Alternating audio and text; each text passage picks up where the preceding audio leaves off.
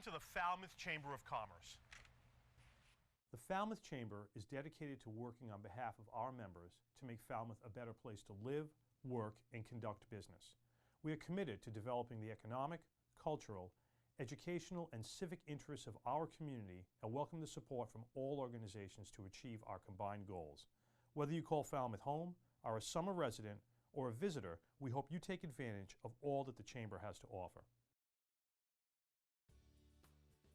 People think that a locally owned and operated appliance store may not offer what they need. Actually, we have trained and dedicated sales associates, expert delivery and installation, professional repair service, and personal customer service. Plus, we have access to a huge local warehouse with over 6,000 models in stock. Crane Appliance. We call the Cape and Islands home. Carlson Printing for all your printing needs. 508-548-7303 or toll free at 1-800-696-7303.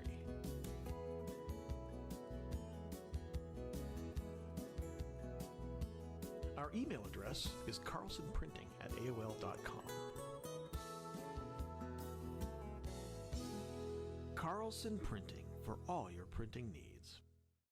Hosting services for fctv.org are provided by MegaNet Communications. MegaNet offers a wide array of internet services including Mega Backup Cloud Service, server co-location, T1, fiber, Metro Ethernet, as well as telephone services such as hosted PBX and digital voice.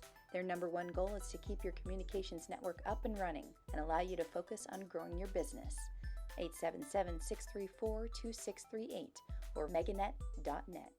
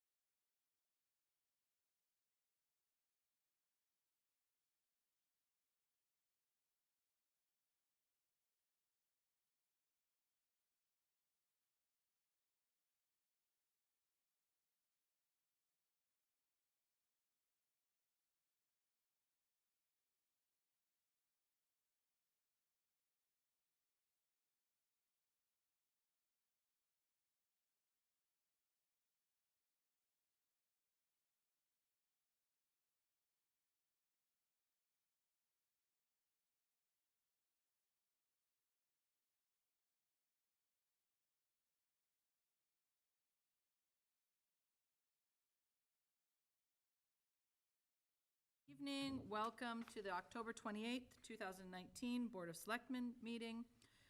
We are going to go into executive session under Mass General Laws, Chapter 30A, Section 21A3, to discuss strategy with respect to collective bargaining for the Falmouth Police Sergeants, NEPBA Local 61. And as chair, I note that not to go into executive session could prejudice the town in its future dealings. Do you have a second? Second. Oh, I'm sorry, I always forget this. We will return at 7 o'clock. Second. Okay, all those in favor by roll call? Brown, aye. Patterson, aye. English Braga, aye. Jones, aye. Great, thank you. We'll be back.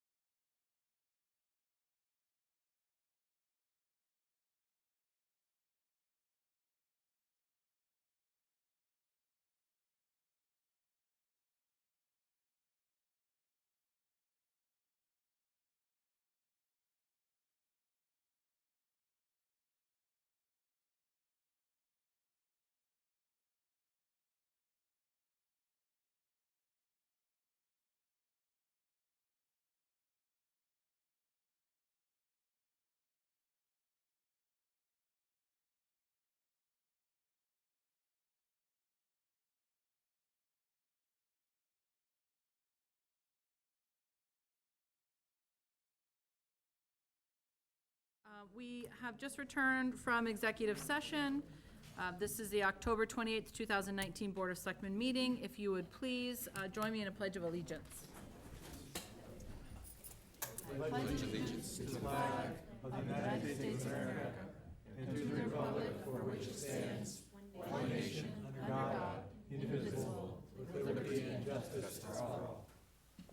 Great, thank you. Recognition, Mr. Brown? I'd just like to say a word of recognition for our State Senator Vinnie DiMacedo. He's announced that he's going to be retiring from his job at the Senate, taking a job at, is it the Bridgewater State University? And just want to mention a word of thanks for Mr. DiMacedo's work. He's done a lot for Falmouth, even though he's a Plymouth guy. He's down here all the time helping us get funding for buying the Tony Andrews Farm, and supported us in negotiations with Steamship Authority, with New Bedford. We'll have to find somebody to fill that role. So thanks to Vinnie for his great work, and good luck to him in the future.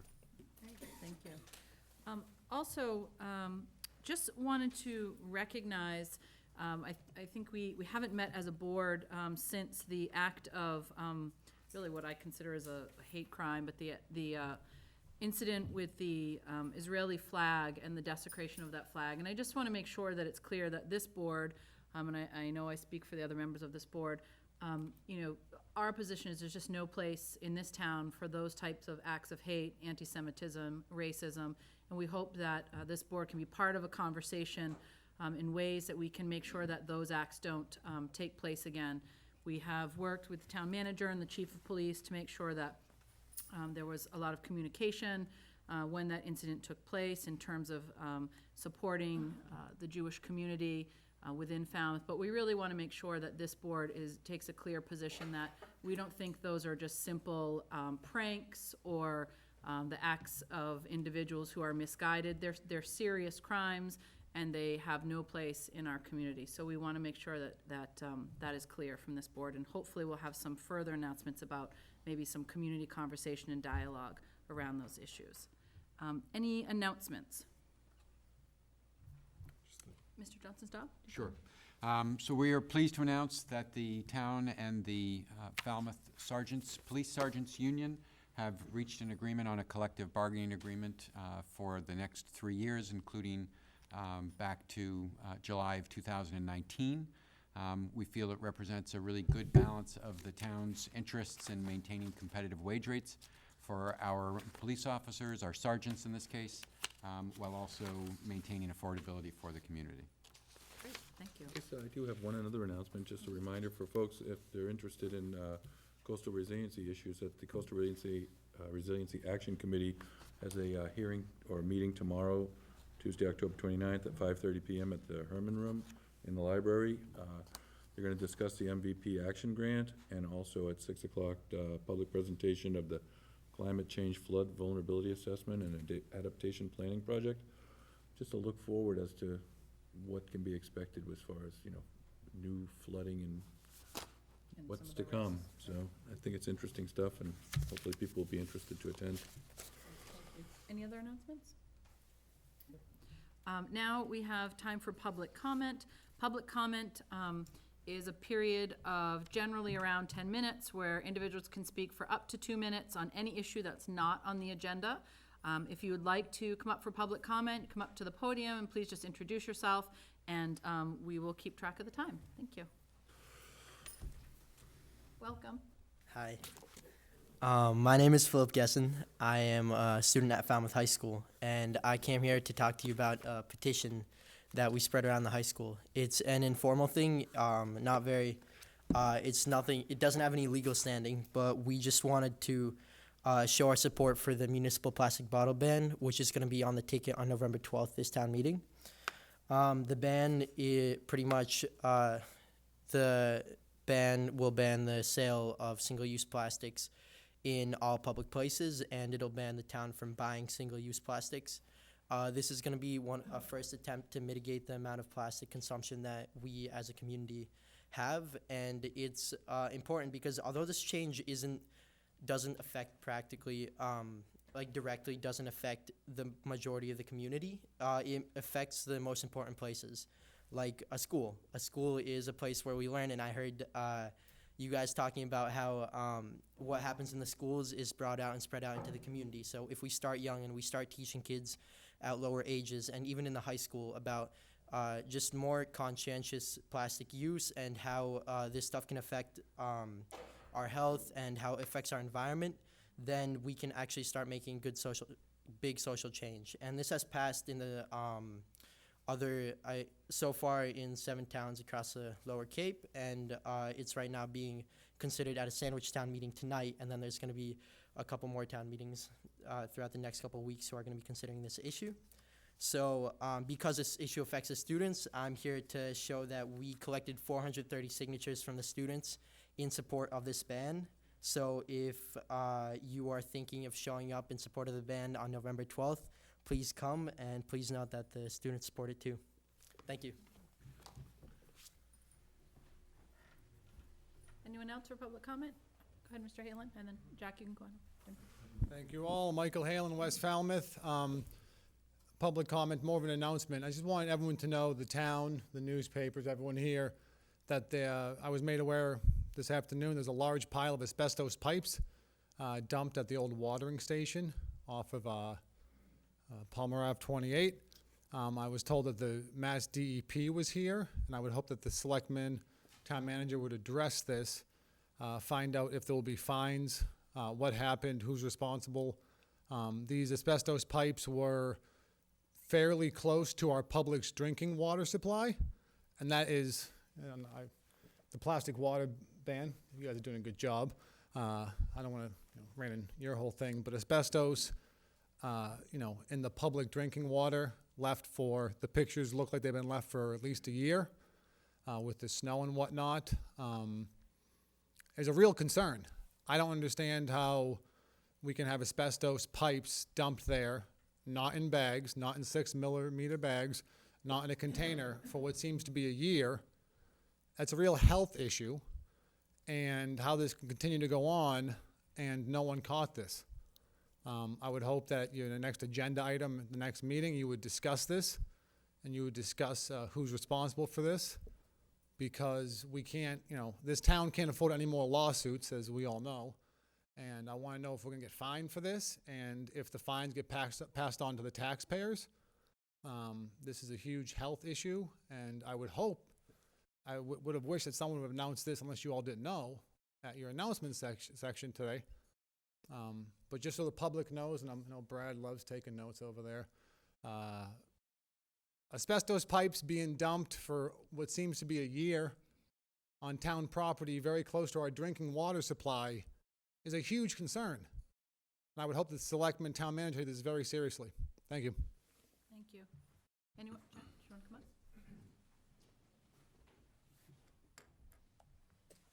Jack Afarian, race director for Cape Cod Marathon. First of all, the Falmouth high school students, last year we eliminated all single-use plastic bottles in our races. We use reusable bottles now. We did that last year, and we're doing it again this year. We did it again this year. And thank you for what you're doing. We had a great event this past weekend, and I want to thank you all for your support. One thing that almost severely impacted us was the damage to the bike path over by Trunk River. A lot of damage was done to it in working with Peter McConaughey and the DPW and Jen McKay, the Conservation Commission. We came up with a solution temporarily to put a path in there that allowed us to run our marathon there without any change to the course at all, no impact to the runners, and it was super. So big shout out to DPW and Conservation Commission for that. It was super. Collaborated with us, cooperated with us, and did a super job. So good job with them. We had more runners this year than we've ever had. We had fewer issues than we've ever had. We've had more people come to town than we ever have. Friday night, Saturday night, Main Street was packed, the restaurants were packed, the hotels were packed. Race day, the runners loved the pole banners that we put up along Main Street. And on race day in Town Hall Square, red, white, and blue flags were all over the place. Near the Village Green, they were also just created a great festive environment for the event in town. We cleared out of Town Hall Square by 11:30 Saturday morning, opening it up for parking for residents. And by 3:30 Sunday afternoon, the area around the Village Green was clean. We're planning on doing an economic impact report to show what kind of impact we have on the town on that weekend. And I'm also going to be drafting a letter, a report, if you will, to the Board of Selectmen in a lot more detail about what went on over the weekend and what we did to eliminate any issues that may have been there in the past and what we've done to make the event better this year and to continue going forward. So thank you all for your support. Appreciate it. Thank you. Any other public comment? Okay, moving to summary of action. We have licenses. Approve application for special one-day all alcohol liquor licenses, Falmouth Theater Guild, Highfield Theater, 58 Highfield Drive, on November 8th, 9th, 10th, 15th, 16th, 17th, 22nd, 23rd, and 24th of 2019. And I see that there is a, Warning. yes, just a warning, a friendly warning that, and I'm sure Falmouth Theater Guild usually keeps track of these very clearly, but after tonight, the Theater Guild will have one license available for the balance of 2019, because there is a liquor license maximum of 30 per year. So just a note to them for that. I move approval. Second. Okay, all those in favor? Aye. Aye. Great, okay. I'm just gonna, you know, what, I'm gonna hand them to you this way. And then you can just. I don't know why there's only three. Okay. Administrative orders, vote to approve Eel River aquaculture licenses. Peter? Thank you, Madam Chair.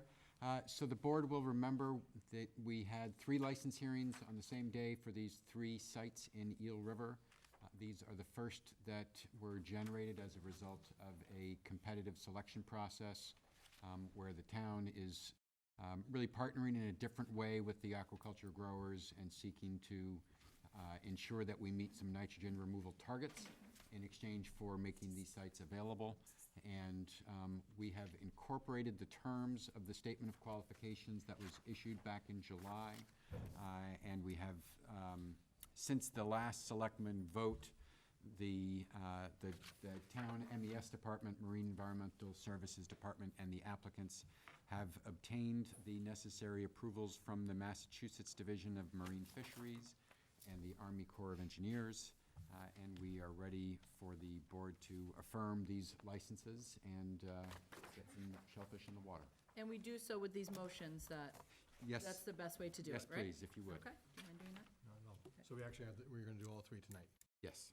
All right, I would move to authorize the town manager to execute a shellfish license on behalf of the Board of Selectmen to Daniel Ward, Ward Aquafarms LLC, with terms and conditions consistent with the Statement of Qualifications issued by the town manager on July 3rd, 2019. Second. All those in favor? Aye. I also move to authorize the town manager to execute a shellfish license on behalf of the Board of Selectmen to Matthew Weeks, with terms and conditions consistent with the Statement of Qualifications issued by the town manager on July 3rd, 2019. Second. All those in favor? Aye. And I move to authorize the town manager to execute a shellfish license on behalf of the Board of Selectmen to Mary Murphy, part of Falmouth Shellfish Cooperative, with terms and conditions consistent with the Statement of Qualifications issued by the town manager on July 3rd, 2019. Second. All those in favor? Aye. Aye. Great, thank you, and congratulations, exciting Thank you. project. Now we have review or approve traffic-related service requests for electronic speed control display signs on Sipawhisett Road, Quistit Avenue, and Quistit Harbor Road. Mr. Suso? Madam Chair, thank you, members of the board. In your package, you had some information that came from the Traffic Advisory Committee and some notes that I had passed along as well, and wanting to bring this to the attention of the board. I think you also received at least one communication from an outside entity with a question about it. Given the circumstances, my thought is that the board might consider upgrading, dealing with these signs that need to be replaced, and if it would be the board's preference, I can ask the police department to look further and provide a direct recommendation, ideally from the chief, regarding speed control. One thing to do some temporary on behalf of the police department, certainly another thing to consider any kind of a permanent installation, so you might wish to have some feedback from the police department on that. Any sentiment, one way or No, another? I think that's an excellent recommendation myself. I would certainly defer to Chief Dunn, pull his group together and come up with a recommendation. My only hesitation is, I know it's being put together as one request, but for someone who lives very close to that area, the recommendation of the pedestrian sign, Quistit Harbor Road, and replacement of faded damaged hurricane control signs, I really don't think has any, I don't think there's gonna be any debate about that No problem one. with that at all, no. It's a very, very narrow. We'll handle that. Dangerous road, and I think we can go ahead with that one. The other two, the other one with the 4 electronic speed display signs, I know has a lot of There's a lot of, interest in it, Yeah. and I think that those may Conversation have a lot more input. So, if possible, I would love to get more information from the police department on those issues, but recommend that we take the tax advice or recommendation on the Quistit Harbor Road issue. Is that something we need to take action on, or is that something that falls in the purview of the DPW? On the signage? No, on the crossing, the pedestrian crossing. It's just a pedestrian sign. Just a It's just a pedestrian sign. sign. Oh, it's, excuse Yeah. me. some of the signs are faded and/or Okay, And all the they're signs. missing, so, yes. So it's not creating a new crossing, it's just Yeah. a signage. So that doesn't require action on our part. No, we will definitely address that. Okay, so then what we'll do is we'll put this on later once we can get some further information at a Report later from the date. police, wanted the board to be aware that this had come forward in a pretty significant way. But we'll handle the signage in the meantime and follow up with the board when we have a report from Chief Dunn. Thank you. Thank you. Vote to authorize police department application for state traffic enforcement grant in the amount of $14,000. Mr. Suso, did you want to just Thank you. public speak briefly to that? Madam Chair, members of the board, I have to affirm that actually there was a deadline for filing this today. It's been something the police department's done every year. So I'm bringing it to you actually just beyond that deadline. But it is standard traffic enforcement in your board packet, includes some of the items, speed control and various things of that nature, pedestrian, bicycle, crossings, et cetera, et cetera. And this is formula money that comes directly from the state, as you've seen. Great. Move approval? Okay, second? Second? All those in favor? Aye. Thank you.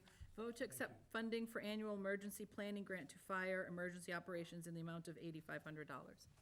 This is similar, Madam Chair. This is, again, a formula amount that comes for emergency operations annually. Because of the timing, I wanted to bring it to the board, and this would be to accept that funding to help underwrite the cost of our Emergency Operations Center. Move approval? Second. All those in favor? Aye. Great, thank you. Accept annual funding from Mass Cultural Council to Falmouth Cultural Council in the amount of $6,300. This is just sort of the annual funding that our cultural council gets in order to support the events that they support. Right. I move approval? Second? Second? All those in favor? Aye. Great. Vote to approve 2 requests for exemption under General Law, Chapter 268A, Section 20D, disclosure by special municipal employee of financial interest from the Conflict of Interest Law. Peter Chase, member, Shellfish Advisory Committee.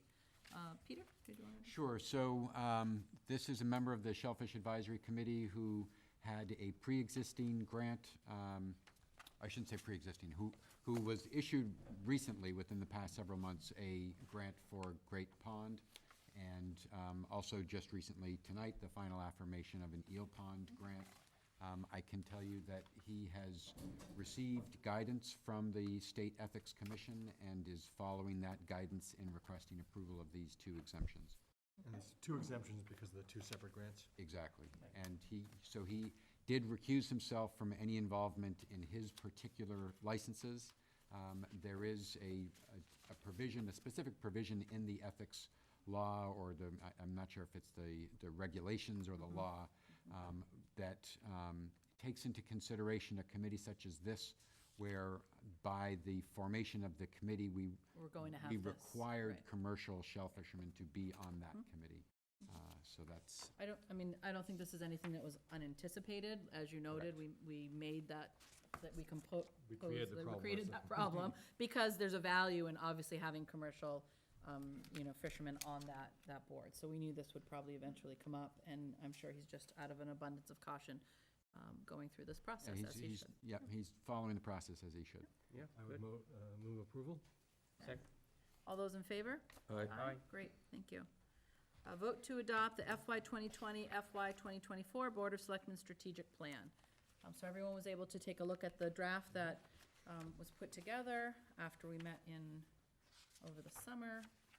Were there any, I don't want to do a ton of sort of nitpicking. Did anyone have major concerns that we can talk about? I have one, I wouldn't call it major, but I think it is something that should be included, was, we had a discussion with, I believe, Mr. Barnsworth was there from IT, and we were talking about the advancement of online permitting, and I don't see any mention of it in here. I would like to keep that in play, because I think it's something that's important. So It is covered broadly. As a I goal. think there should be some specific Something mention. There was specifically. specific mention of it in the last strategic plan. Okay. It seems to be less mentioned now, and I Okay. think it's a concern. Did you have a recommendation where of where it would go? wording and where it might go? So under In- organizational effectiveness, or Yes. would it be Yeah, under? yep. Yeah, I Yeah. think organizational effectiveness would make the most sense. And I'd like to see mention of just expedited permitting. You know, we hear from affordable housing advocates all the time that they'd like to see expedited permitting for their projects. But I think really we would like to see expedited permitting for all projects. And then they wouldn't run into the same kind of roadblocks that all developers run into. And we'd have a better business climate, so. Where do you think it would go? So under that category, we have improve organizational effectiveness, which doesn't really fit in there. Community engagement. Financial stability. Well, I think it must go under organizational effectiveness if it's gonna go anywhere in this, I think it is. Okay. In that, it's under that comment. So would it be like maybe a letter D? The subcategory D, I think. Subcategory yeah. D, where we talk about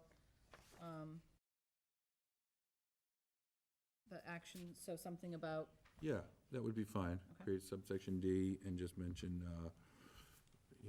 move toward Online permitting. online permitting and expedited permitting services, something to that effect. Like to hold that as a goal. Improve the permitting process. Yes, as the overall title, Right. improve permitting process as D, and underneath action items would be enhance or improve online permitting, and then B, number Improve 2. efficiency. right. And I think parallel processing of these permits by different departments is important too. So we need to talk about our organizational efficiency in managing these requests, of these permit applications, I guess. And I think you're actually have moved toward that to a great extent. But We have, yes. instead of going serially one after the other and having it getting lost on people's desks, try to do it in parallel where you get together and share your thoughts as a group and then get everybody on board with whatever conditions you choose to apply. These are definitely areas that we have talked about and that we can certainly continue to work on and improve. So we're hearing that, we'll work on that. These are not things that are easily changed overnight or fixed or fully resolved, but again, that's not to say that we can't improve them, and there's certainly relations between the two things that Selectman Brown started with the online permitting, and then Selectman Patterson's talking about parallel paths. It's a lot easier to have that parallel path if you have good electronic systems and everyone can see where everyone else is at and where the other departments are with their review of an individual permit. So maybe those can be our 2 action steps, is to work on those 2. Right. Right? So Okay. so under improve permitting, which would be letter D, it would be those 2 particular things. So talking about online permitting, and then that Parallel parallel. processing. Mhm. Would you feel more comfortable we said to continue to improve the permitting process? I would, yes. Yeah. Right. It's a work in progress, but Even if it It goes needs on some for a few improvement. years, I'd like to still keep the goal there. I know it absolutely. doesn't look good on our Made some progress steps report, already. but still, we gotta keep it up there. Okay. So with that addition, was there anything else that, Peter, I know, and Julian, I know that putting this together from that sort of crazy meeting where everybody's yelling out thoughts is a lot of work, so thank you both Sure. for doing that. I think it's well worded. I was pretty impressed. Yep, It was I and thought it quite, captured, and quite clean as well. thought it captured what went on. With the suggestions from With that Mr. suggestion. Brown, I would move approval. Okay, do I have a second? Second. All those in favor? Aye. Aye. Great, thank you very much. Thank you. So it'll be on the website soon. Yes. Yeah, we'll make that addition and. Great. put it on. Vote to authorize town manager to proceed with potential bond refinancing.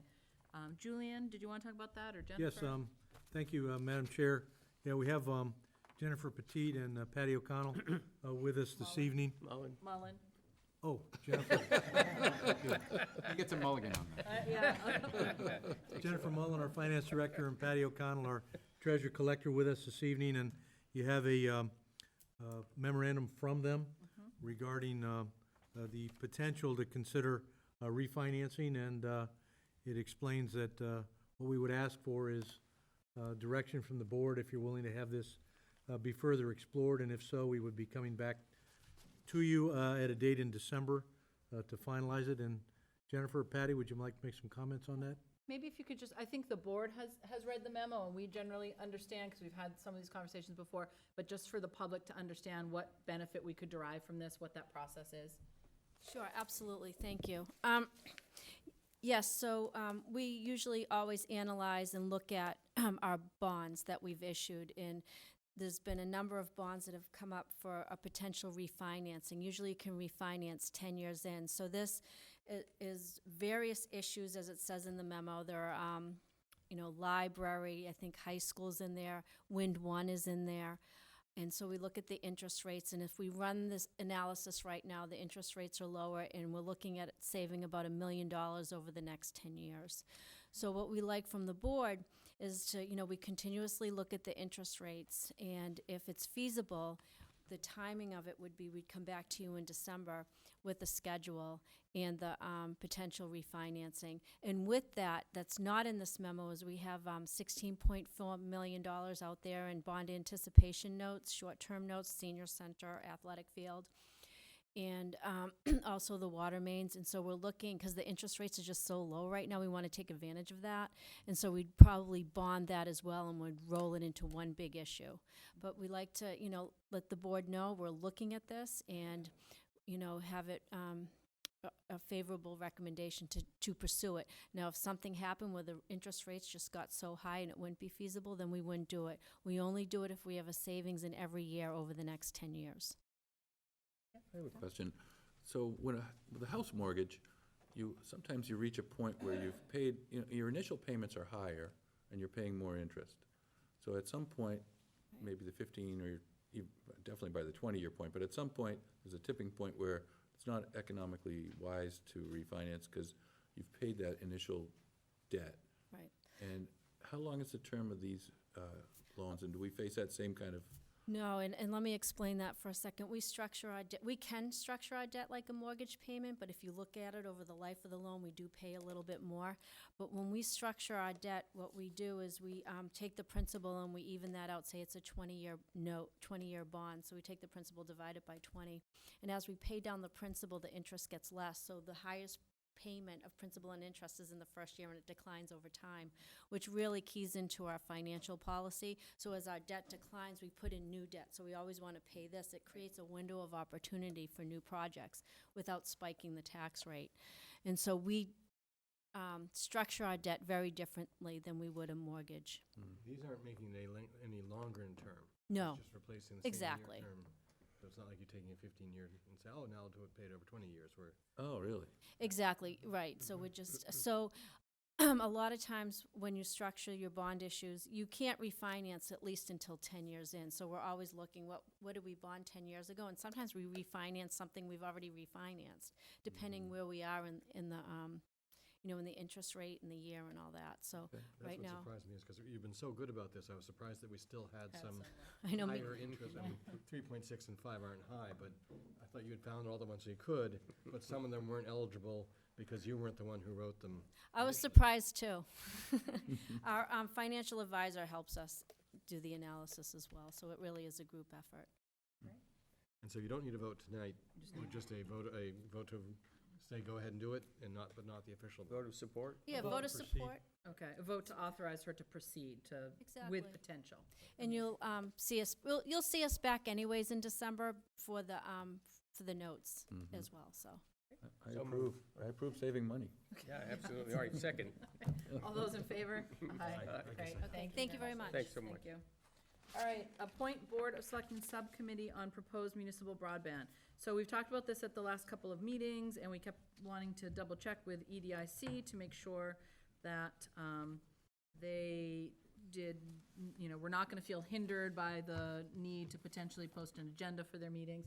They've said that they really want the input from this board, and really want our voice to sort of be part of the conversation. And so we are here tonight to appoint that two-member subcommittee. Clearly, Sue, who's on EDIC, would be one of the members. If anyone else is interested in doing it, it doesn't require that we're always attending, but, it's gonna require some communication, I guess, with Mike from EDIC, right? Correct. To make sure, and with Diane, and to make sure we are setting the agenda if both are gonna be there, right? Yeah, So, yeah. But anybody in particular interested? I know, Sam, you I- said that you were, and Yeah, I Doug, you certainly- said you were. Oh, Well, I was challenged by Courtney Bird months ago to do something about it, and I said, I'll accept your challenge, so I mean, if you have time and you're interested, I'd certainly defer to you, as long as somebody's working on it, I think Courtney will be happy. I know, it's something I've been trying to champion for a long time, and was tickled to death when this group came forward. But I'm happy to I defer think to Courtney someone just threw it at me because I'm a carpenter and he is, and he said, That's right. carpenters get Carpenter, things carpenter. done. else. Believe me, he's been chewing my ear for Okay, well, at least a year. I'm happy to have you do it if you are ready to go. Okay, be happy to do it. I still wonder if it makes more sense for it to be an ad hoc committee that we actually appoint than the way they were going about it. If we actually believe in this, that we should take it on as our own committee, not just I guess I'm not sure, I still don't understand I know what the subcommittee for the naming of the Emergency Operations Center was all about, but I'm not sure I really understand what a two-person subcommittee is. So I think the idea, and I mean, I think your point is well taken, but I think in this situation where we, potentially if it's something that the town ends up committing to, or even if the town's gonna really have a deep conversation about, it's going to impact decisions that this board makes. There's an important sort of consulting process that's going on right now. And I think depending on how, well sort of structured that consulting process is, that's gonna determine the type of information that we get back. And I do think it's helpful for there to be some reflection, some discussion, some input from members of this board who are thinking at a town-wide policy But level. no, I completely agree with that. I would just think the way to go is, let's create a committee. Well, I agree with Megan, and I think it's kind of preliminary. Okay. And we are gonna be getting this report back that EDIC has contracted. So I would say there's no reason that we can't start this kind of level conversation. Okay. And then, when we finally have some proposals in front of us as to how the town might go forward, and what role the town might play, then expand it and make it something that's more controlled in terms of,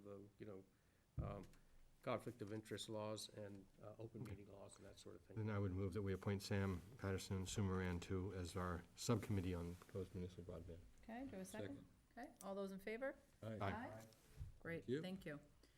So maybe, Sam, you and Sue can coordinate to be in touch with them. Yeah, you're getting their emails. I'm Courtney on speed dial. Special events, vote to approve a request for waiver of special events permit fee for the Chris Weatherby Memorial Toy Run Sunday, November 3rd, 2019. That's this Sunday, and this is a group that was before us recently. Do you want to come on up, ma'am? And we got your request in our packet. Tammy Baptiste, Palmer Avenue. I was before you on October 7th requesting the special event permit.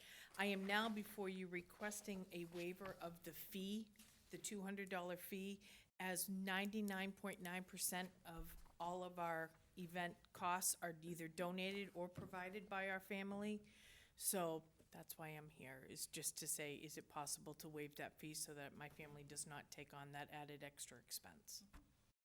Okay. Any Just, could you remind us, I'm sorry, could you remind us of what the beneficiaries Yeah. are of The beneficiaries of this it's a toy run. It's a toy drive and monetary gatherings for the children of the shelters across Cape Cod and less fortunate, Okay.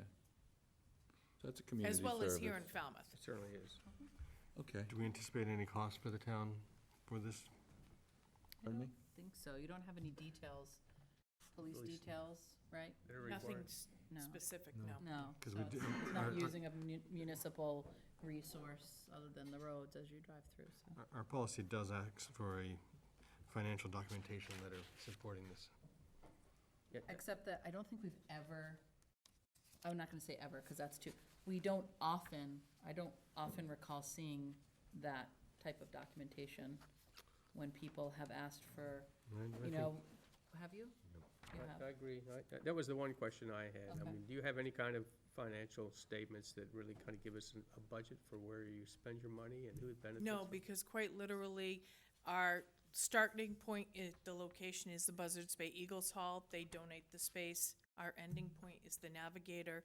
My family, with flyers, et cetera, we don't seek reimbursement of anything, of any expenses we put out. The only thing that we ever do is if we make change for the event, we replace the change. But other than that, any money that's taken in is part of the donations.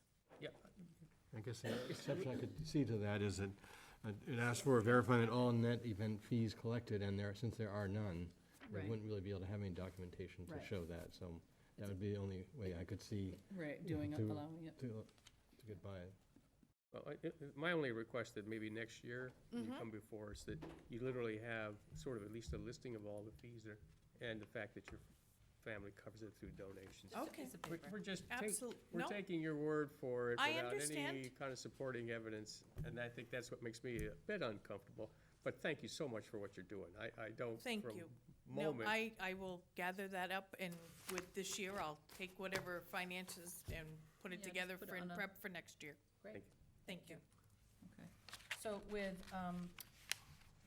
Selectman Jones, with his point that it's not really the typical event that's taking in cash in that way, do I have a motion to approve? I move that we waive the fees as much as we can with our fee waiver policy. Second. All those in favor? Aye. Great. Just a please reminder, really keep those muffler noise down, so we don't, Our best. so we don't hear about it, because Because we hear about it. we do. Okay. Thank you very much. Good luck with We that hear event. it. Hope we get good weather for it. Okay, next we have interview, vote, and appoint member of the Falmouth Housing Authority, Robert Muscali. Welcome, come on up. We know you. You volunteered for some things before. Robert Muscali, Oxbow Road, Falmouth. My Welcome. application is before you. Since 1997, when I was part of the New York State Office Mental Retardation Developmental Disabilities, worked for the New York chapter of the ARC, was counsel there, and in my private practice, I've worked with individuals with disabilities and the elder community, and very interested in what the Falmouth Housing Authority does. Nothing more important than providing housing for individuals of low income and need, so that's why I applied. Great, thank you. Any particular questions? I think we, No, didn't you just serve on our Route 28 committee as well? Was that you? No. no. Oh. Who's I'm on the Commission on Cable Disabilities TV and Cable Advisory. TV? Oh, excuse Yep. me, okay. I move approval. Have a second? Let's see. Yep. To a term ending. Yeah, there's no term ending until So the the next town- election. Because this is usually not May of- appointed, this is May of usually as 2020. a elected one. That's right. To May of 2020? And Yes. so, Yes. Oh, you need to come to the mic, Just if you'd Tricia. come up, Ms. Favuli, to the microphone. Tricia Favuli, Commissioner for the Housing Authority. My fellow members, Steve Patton, Linda Howard, and Sari Bardreau are here tonight also, because due to this vacancy, our board also has to vote, Okay. okay? So do you have to vote tonight? Yes, along with you. Okay. Do you In a need to call positive- your board? Yes, we have to Order? recognize them for a verbal vote. Okay. And Okay. do you vote after us or before? Yes, after Okay. you. Great, okay. Okay. So I would move appointment until the next town election in which there can be an elected position. Second. All those in favor? Aye. Aye. Okay, great, thank you. Halfway there. Yeah, exactly. Good luck. It'd be very awkward now should they choose not to vote for you. I, Suri Budrow, accept Bob Muscali as the new member for the period ending the election in May 2020. Linda Howard, I accept Bob Muscali as a member of the Falmouth Housing Commission Board. Thank you. Hi, Steve Patton. I welcome Bob Muscali to the board of the Falmouth Housing Authority.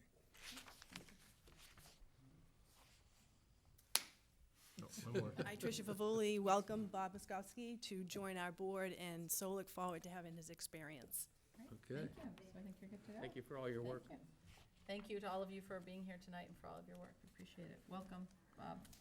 Great, thank you. Next, we have the report of the Veterans Council Committee.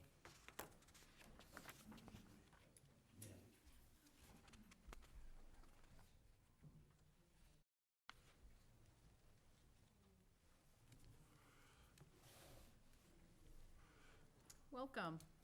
Thank you. Jim Sawyer is my name, and I'm here to report on the Veterans Council Annual Fiscal Year Report to the Selectmen for 2019.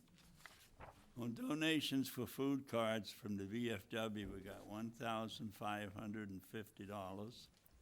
The DAV, we got $300. The Elks, we got $200. And Mr. Robert Texerio, $1,000.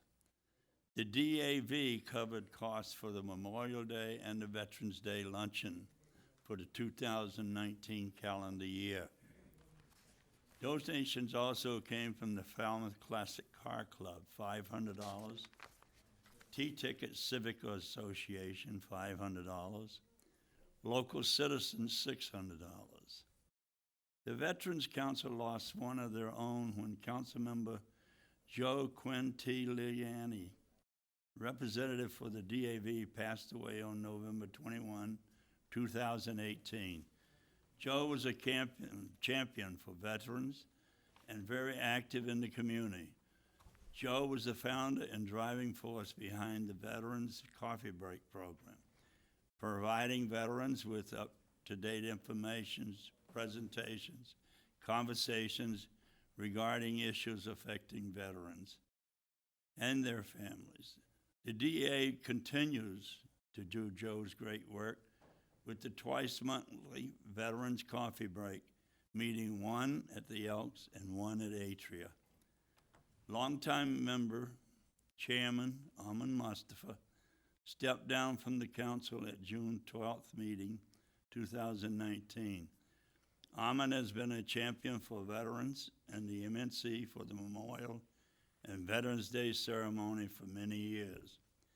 Both Joe and Aman's hard work and dedication have greatly benefited our community and stand as an excellent example of service before self. Jim Sawyer, representing AMVETS, is the new chairman of the Veterans Council. Joe Quintiliani That's why we just position called is him now Joe Q. Joe Q is fine. Joe Q Yeah. is now filled by Louis Souza, representing the DAV. Aman's position now is filled by Ron Dyer, representing the VFW. In January, the council voted to submit a proposal regarding the use of the building on Dillingham Ave that formerly housed the Aging on Council on Aging. Member Ed Van Kuren of the Elks compiled information into a proposal and forwarded it to the selectmen and the town manager. The council would like to use the building as a Veterans Service Center. In February, Chairman Mustafa attended the site with the Board of Selectmen. The Veterans Council votes to donate monies from Veterans Donation account to assist veterans in difficult circumstances. Two of the veterans who we helped through the use of funds from the donations account were a veteran who is an amputee, had a handicapped equipment that needed to be redone and need an upgrade in order for him to transfer safely from his wheelchair to his shower. Another veteran whose adult child died unexpectedly was in need of assistance to help defray the costs associated with the celebration of life gathering in her honor. The DAV and the VFW and the Elks split the cost for Christmas gift bags for veterans in our local nursing homes at a cost of approximately $800 per organization. The DAV and the Elks members have established a relationship with Job Lot, who gives discounts and does not charge sales tax for the gift bags. Member Carol Kennedy from the Family Military Support Group shopped for the items and was able to get 25% discount through her organization's 5013C status. Council members assembled the gift bags and delivered them to the veterans. 165 bags were delivered. The DAV and the Elks continue to provide an outing and a luncheon for residents of the VA facilities. The Flying Bridge Restaurant continues to host a Veterans Day breakfast for Falmouth veterans and a guest. The Department of Veterans Services, it is estimated that there are approximately 6,000 veterans living in Falmouth.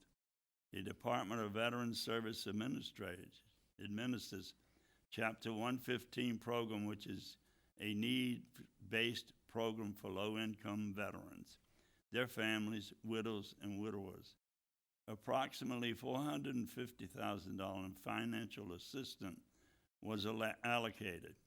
The town is reimbursed at 75%. As the program is for Falmouth veterans only, these monies are circulated back into the Falmouth economy. Service-connected benefits are for local veterans who have service-related illnesses and or injuries. Approximately $10 million was allocated to our local veterans. Again, those monies circulate back into the Falmouth economy. In addition, there are estimated 1,500 veterans collecting retirement from the Air Force, Army, Coast Guard, Marines, and Navy. The retirement funds are estimated to be $27 million between the Chapter 115 benefits, service-connected benefits, and retirement benefits. Approximately $36,500,000 is coming to the town of Falmouth residents every year to support the local economy. The office continues to assist veterans in applying for enrollment in the VA healthcare, VA pension, as well as for the aid and attendance program, which assists qualified veterans and spouses with costs associated with nursing home care. We also assist in applying for headstones or foot markers for the veterans who have passed away and are buried in the cemeteries, submitted by the Veterans Council. Thank you very much, Mr. Sawyer. Thank you. Thank you. Don't go yet.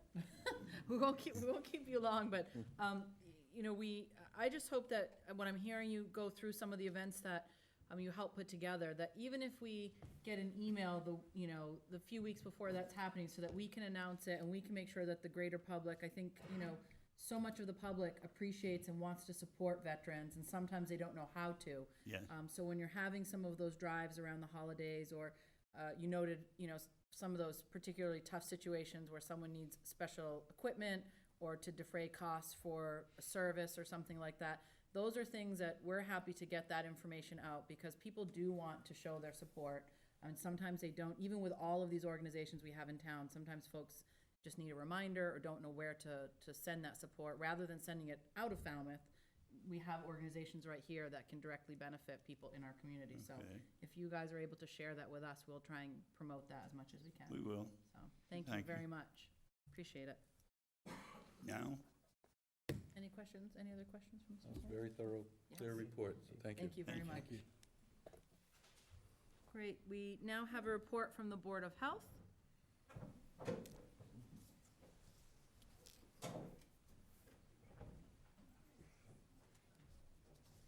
Scott, welcome, everyone.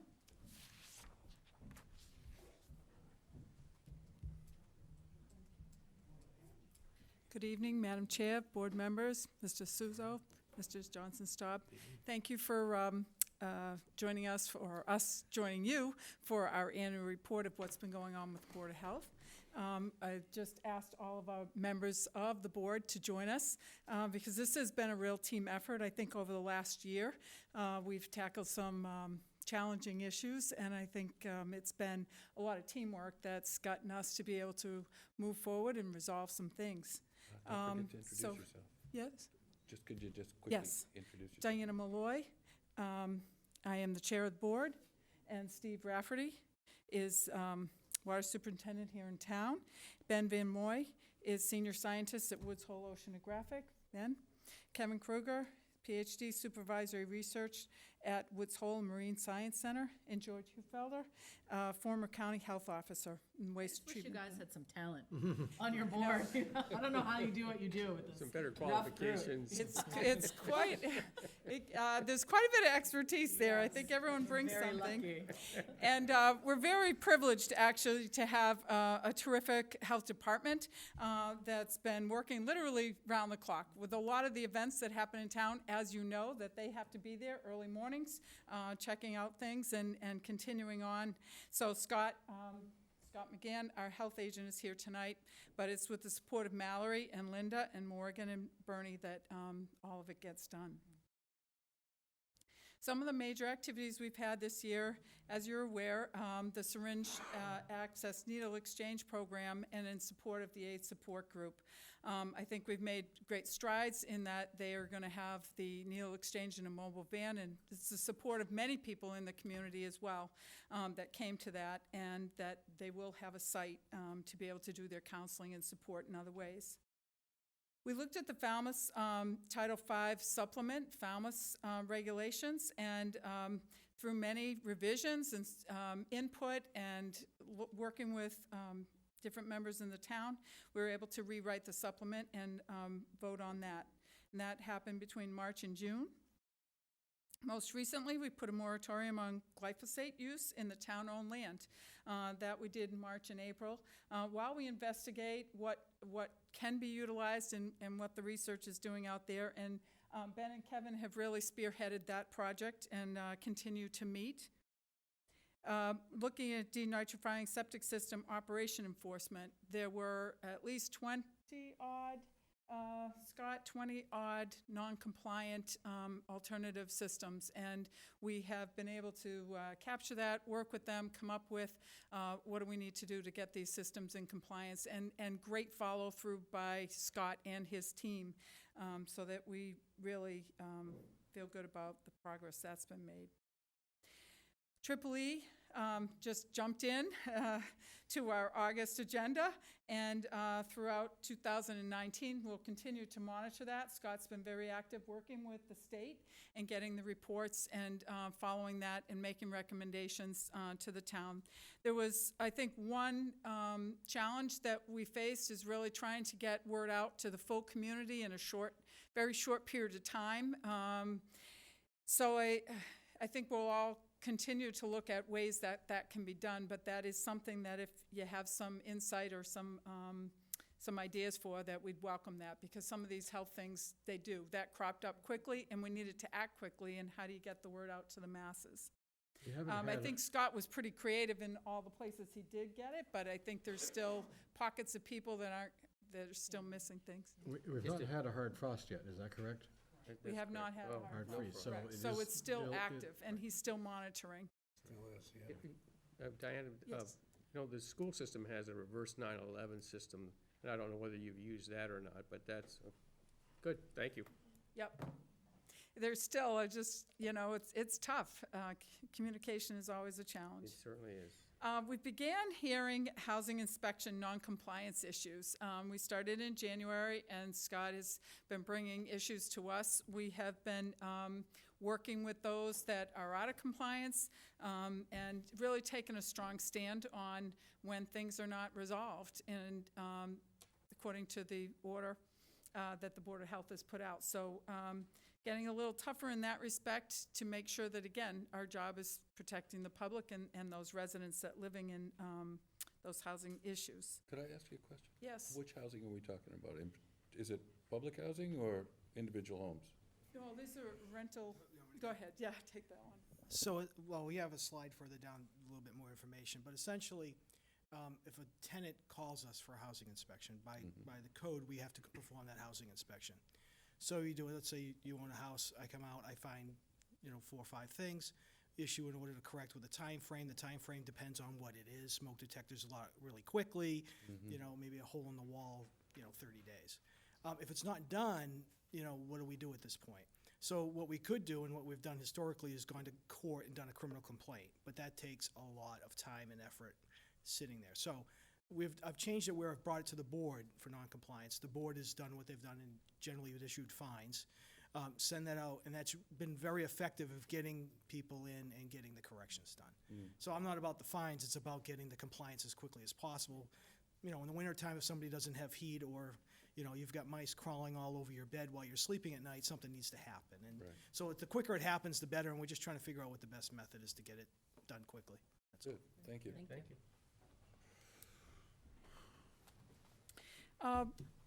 Some of the minor variances, we've given Scott permission to go ahead and approve variances that everything doesn't need to be brought to the board. It's expedited some things and given us opportunity to deal with address some other issues. Let's see, I think, this is a little bit of old news, but really how we tried to respond to the community and what their concerns were and address those in a timely manner. We did remain in support of our decision to write a letter of support so that the AIDS support group could receive the free needles from the state. And again, just to reiterate, we had no jurisdiction over the location. So it really was about the support, but obviously, this program's got to be successful, is that you need the community support. So I think we were able to work that through and work through the communication. Scott, let's see. Revised and updated the local Title V. And there's a new section regarding enhanced nitrogen removal system performance standards, and also identified, if it's not in compliance, what are the steps? And that was not clear in our previous regulations. So we feel really good about that. We have a process to, that if someone's out of compliance, what things need to happen in the order, and then what resources. Is there any material changes to the Title V regulations, or just clean up the language? Let's see. We have the materials, if you would like it, the septic system installation. Now, I'm going to just disclosure, this is not totally my expertise, and some of them can speak to it better than I, but the H20 loading is required for D boxes now. It's for the installation. Engineer groundwater separation validation, so the engineer has to validate that. We require that risers be placed on components that pass inspection, so that they're not digging every single time that risers are added when there's an inspection going on. The groundwater separation, Scott, what was the specific? Thank you. Back in the old days, cesspools were put in groundwater because they worked really, really well and lasted a very long time.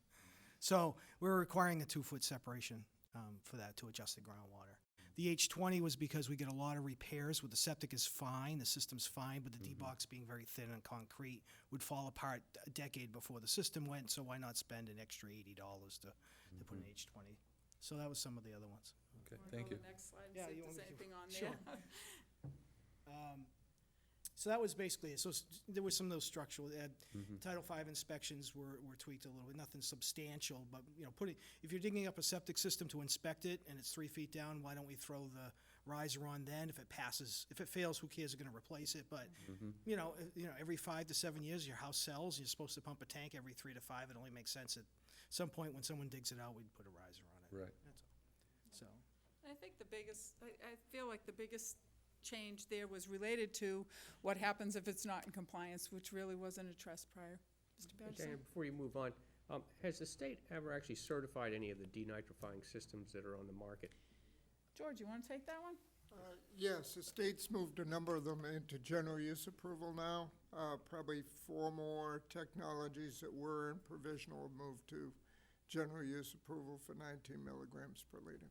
And the layer cake system that you developed or helped develop, is that one of them? That is still in piloting phase and still considered experimental simply because, it's not something that there's any company pushing. So it's really being forwarded out from research money and also SNAP, which is a grant program which allowed us to put 12 of them in, and we've been testing them over the last 2 years.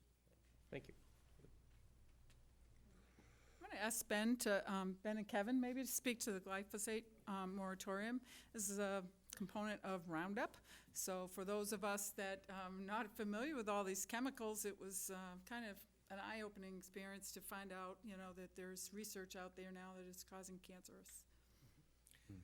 Ben Van Moy, Board of Health, and Scott McGann has convened a working group that Kevin and I started to follow up on the glyphosate moratorium that we put in place earlier this year. We think that the moratorium on glyphosate was a good idea, but it's also an excuse to really review the use of pesticides throughout the town. And so that's what we're doing with this working group that Scott has convened. We have members on that group from the Conservation Commission, Agricultural Commission. Let's see, Kevin and I are on DPW, golf course, and a broad representation. So going through the process of using that again to review use of pesticides on town-owned lands and figure out where to go with the moratorium and what the policy should be moving forward. That's great.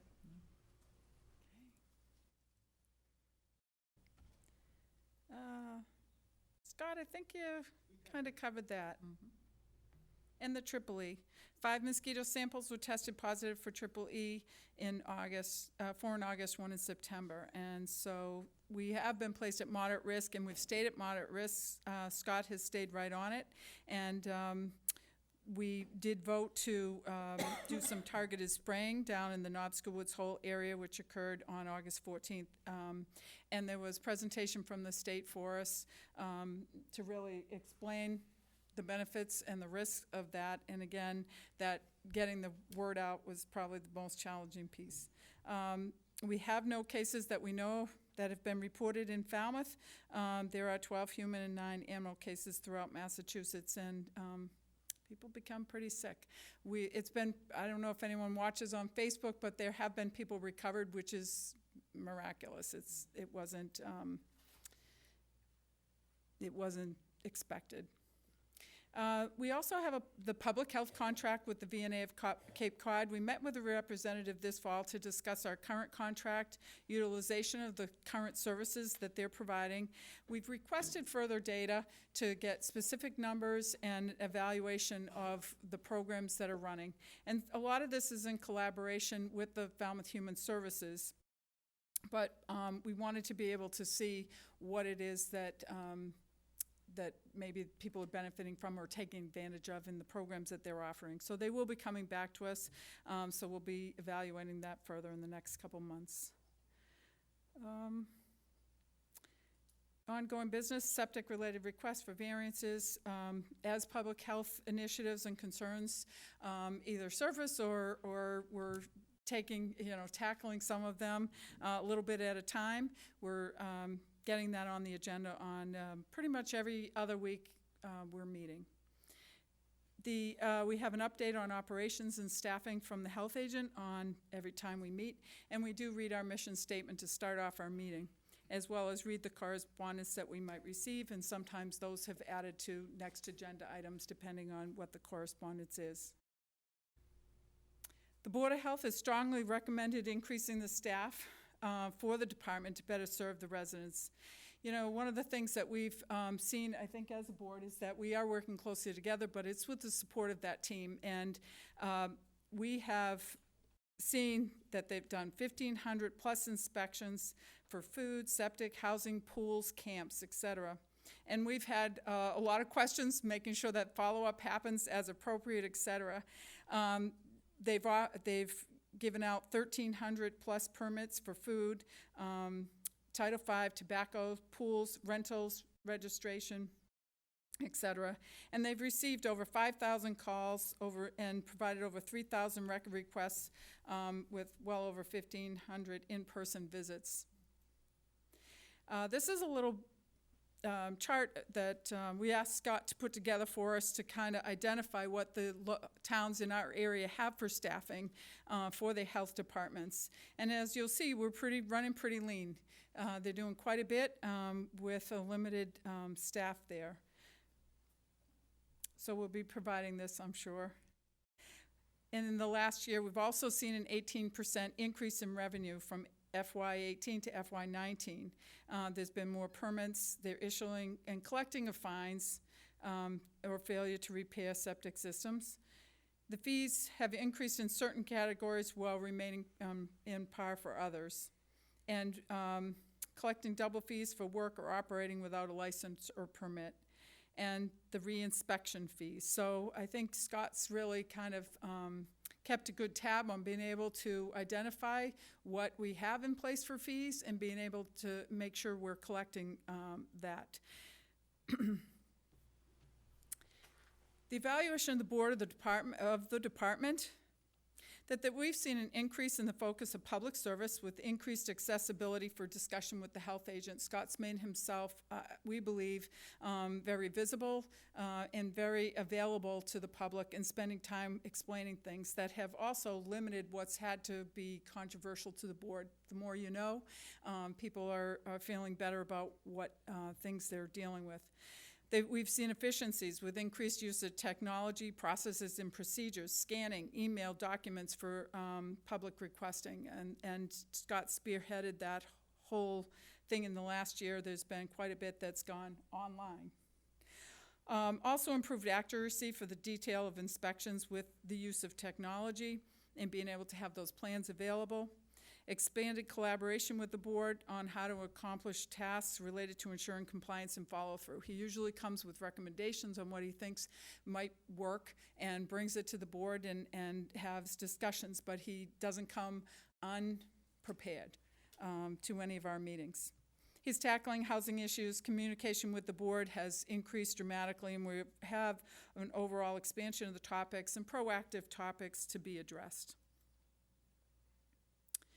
Again, the consistency of frequency of inspections. We're seeing that things are on time as they're on the docket. Responsiveness to the requests and the board recommendation for follow-up. We'll ask for something to be followed up at our meeting, and there's no question that it's going to get done and presented back to us at the next meeting. And again, I mentioned ideas presented to the board for resolution of issues. We've seen real leadership in the office observations and also with the state agencies. And again, Scott, as an example, took a very active role with the EEE and making sure that people were here, explaining things to the public, et cetera. So we wanted to make sure that you were aware of our feeling toward the added value that the department brings to our community, tackling these issues that some we had not addressed at all, that the health agents providing that leadership within department, internally and externally with community, proactive with the solutions, and our board's feeling strongly that in order to continue at this pace and expand the scope of the department to fully reflect the issues of public health and the welfare of our community, the board is absolutely recommending additional resources. So for FY21, conservative resources, if you will, requesting additional staff to better serve, looking at an administrative, full-time, and contracted inspector budget. I think Scott has discussed it with his team and has brought back to the recommendation to the board that they look at administrative staff at this time rather than another inspector. There's a lot of the administrative tasks, if we can make sure that those keep flowing, they can be out there. And also looking in electronic food inspection program to replace the carbon paper is another example of the efficiencies that we're looking at to try to maximize that. Do you have any questions? Sam, go ahead. Yeah, I know the governor's taken an issue on the whole vaping issue and the threats associated with that. Is that going to be something that you'll be following up on here locally, or is that perhaps an authority that's been lifted from your purview? Well, interestingly enough, we had it as a discussion, I think about a week before the governor's ban, and somewhat feel a little reprieved that at this point we don't have to tackle that at such urgency. It's certainly something we want to keep on our agenda and keep an eye on as to what actually happens, but at this point he's made some decisions, and I believe those have been upheld so that he will continue to look at that. Anybody else want to? Wouldn't be so sure about it being upheld in the long term. I think there's challenges are continuing, right? Well, Yeah, I think it's upheld for the short term, and then we'll have For the to see what short term, happens. right. For the so. long term, it's going to be challenging, but I think it's, you know, kind of, I hate to say exciting, that the state has taken on tackling and working with this through us. So I would anticipate that we would be doing a lot of work with them and not necessarily have to run solo to be able to figure out what might be beneficial for the long term. I just wouldn't be surprised in the end if it comes back, because tobacco is a big product and it's big dollars, so. It is. But I do want to thank you for taking the proactive positions you have on things like spice, some of the stuff that was being sold over the counter in convenience stores and what have you, and at least putting an age limit on usage of it. So thank you for those efforts. Yeah, and I just want to note that I think it's, you know, our town has changed so much. We have these events that go on throughout the year, particularly this time of the year. And so, you know, events come before us and we approve them. And, you know, whether it's food trucks, right, where all those places have to be done, you know, harvest festivals, there are just so many, and it's a wonderful thing, but it creates a whole nother sort of, you know, lift for Scott and for his staff. And then when you throw something in like the Triple E, which we probably are going to have to deal with next year, you know, I think this is unfortunately probably a shift in a direction where it's not going to be, it's going to be more the norm than otherwise. You know, that limited staff, it's amazing what gets done.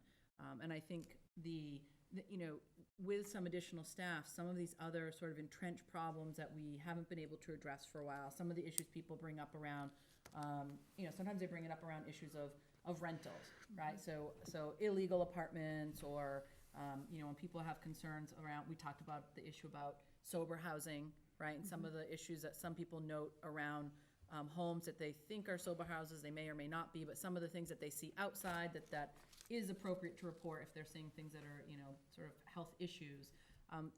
All of that is, you know, we can barely scratch the surface because you have all the things you absolutely have to do, and then you have an emergency like Triple E, or on a regular basis, some of these failing septic systems that obviously must be addressed. So, you know, I'm just, you know, really so proud of the work that is done now, because there's so much of it. I was getting a permit for the Harvest Festival for the Portuguese American Club, and the phone was ringing, and it was like, Scott was trying to answer, you know, like 2 phones at one time, plus my question, because I was clueless about what I was filling out. And then I was realizing that they really have to go and inspect every single one of those vendors that are at these festivals, and that is incredible that you know, these festivals take place in a short period of time. So that means dedicated staff has to spend that entire day or those entire days trying to do that. So really impressive work, and I do hope that we take a look at sort of the growing needs and the other things that people bring up around some of those other issues we can't delve as much into. You know, one of the things people always ask me about are houses where there is sort of an enormous amount of trash or, you know, things in the yard, and those are really tough situations. And if we're, you know, I'm sure those are kind of, you know, I don't even know what you guys can do about that. I would say 100 a year calls, at least. And you follow up if there's something we can regulate. I mean, we're not the aesthetic police. Right. And it's, so, we do, sure, we just sort of do what we can. We see mattresses, or we see rats running around, or we see, trash or things like that, sure.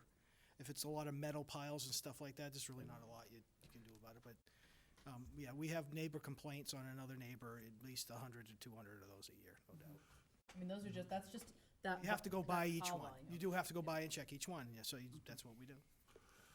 So I just wanted to say thank you to the board, and then obviously to the department for all the work that they do, and this was a great presentation. So And I thank you. appreciate your pointing out that the staff is very effective in communicating, working with you.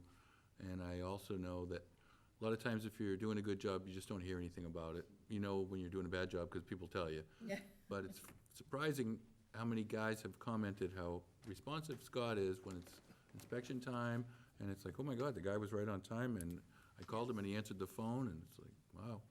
So that's good. Appreciate Very it. helpful. So. Thank you. And if you want to give him more help, we're not going to complain, but I think we'd start there. And The only problem is it's not sustainable for a long term, just Right. because the volume goes up every year. Yeah. Right. That's what it seems like it's been happening. Yeah. I've And never your heard workload is going up. Right. Never heard a complaint, but also you can only go at that pace for so long, so have to No, start. I think the point is well made, and frankly, just for other boards, this is a great job that you guys have done advocating for the department that you're supposed to advocate for. So, it's easier for you to come up and make those requests. So it's helpful for us to hear that. Anybody Thank else you. want to make comment? And thank you. All of us feel privileged to be able to protect and promote the health, safety, and well-being of the residents and visitors of the town of Falmouth, so thank you for the opportunity. Thank you Great, very much. Thank you. Excellent. Okay, we have another report from Human Services Committee.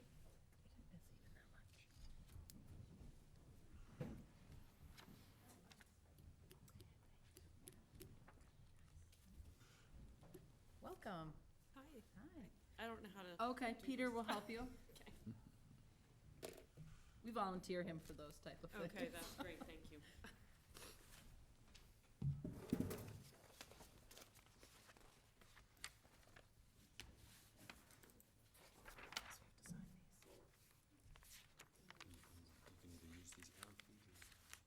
Okay, thank you.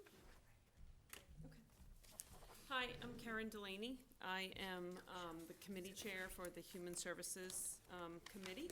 I'd like to recognize we have other members of our committee, Barbara and Larry, and Susie is the director of the department, are also here. I would also like to take this moment, I had a co-chair on our committee, and she passed away this month, Ann Beth Ostroff, and we miss her greatly. So I just would like to thank her for her service on this committee. On our committee, a key role, as you mentioned before, the previous committee is to advocate for and support the role of the Human Services Department and to really help them identify and prioritize unmet and emerging human service needs in the community, and then to educate the greater community. So we come from a variety of backgrounds to help them with that. And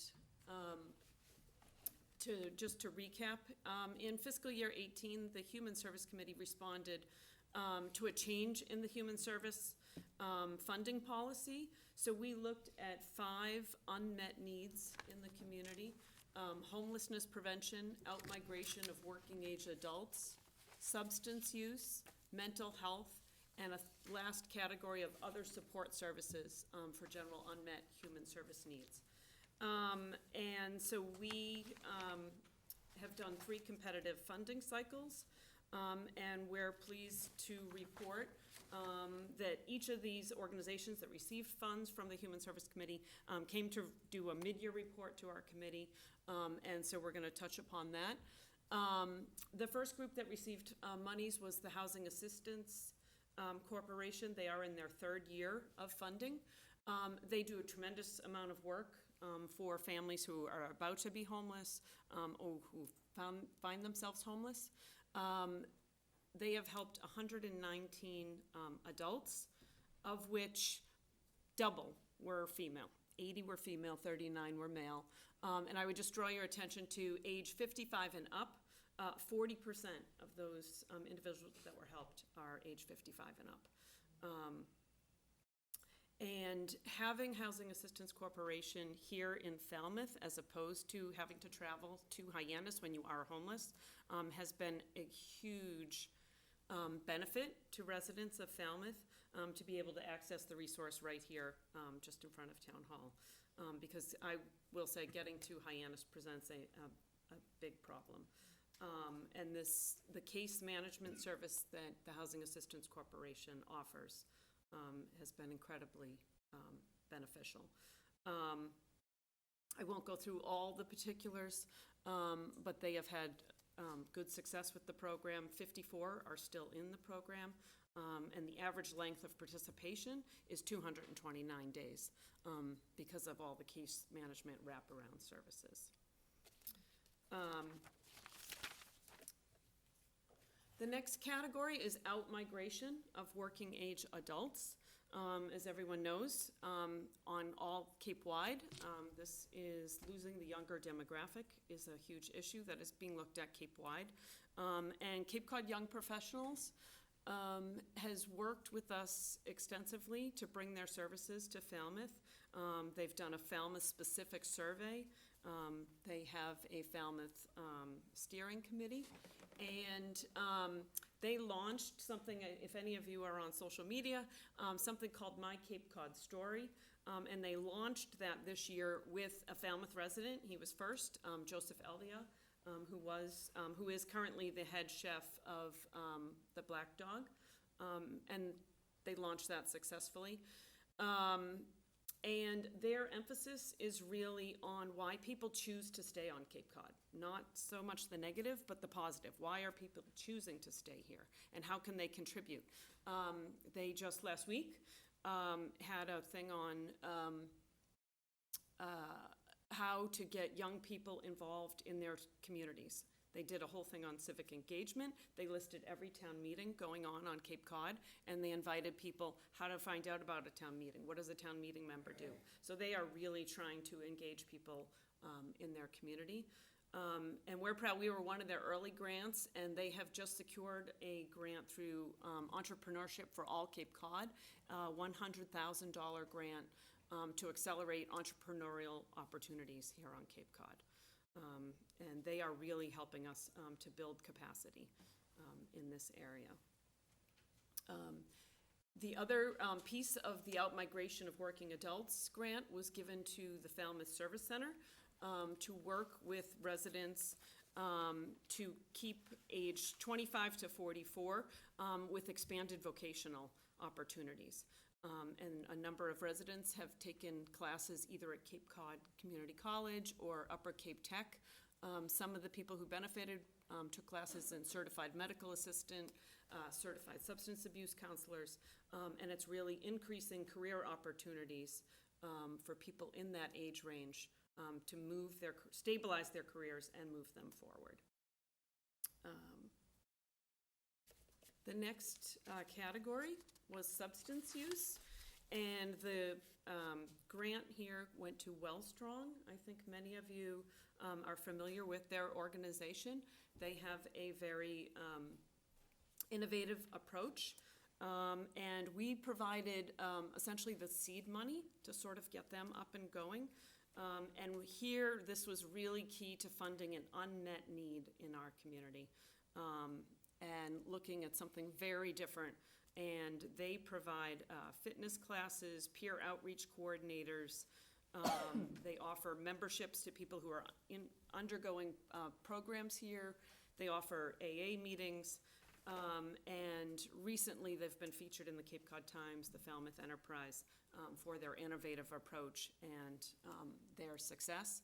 Also, they have launched from our seed money, and they have written numerous grants and are doing, they've raised about $50,000 in grants in fiscal year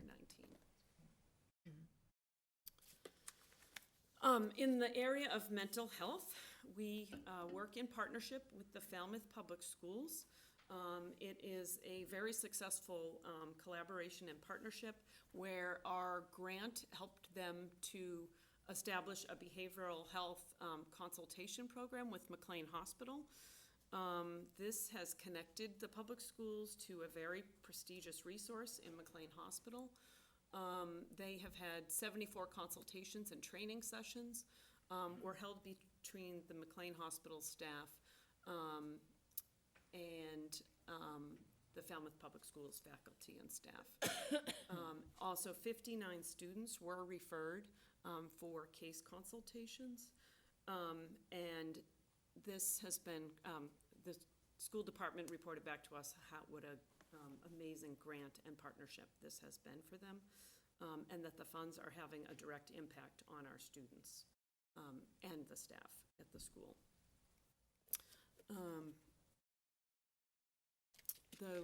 The final category, which is the other support services, the grant went to the Alzheimer's Family Support Center of Cape Cod, and they work very closely with the Human Service Department and with the Falmouth Senior Center to bring much-needed services around dementia, not only to the individuals who have dementia, but their caregivers. They run caregiver groups and caregiver training, and once a individual is enrolled in their program, they stay with you. You don't just come just for the one consult. They stay with you and work with the family.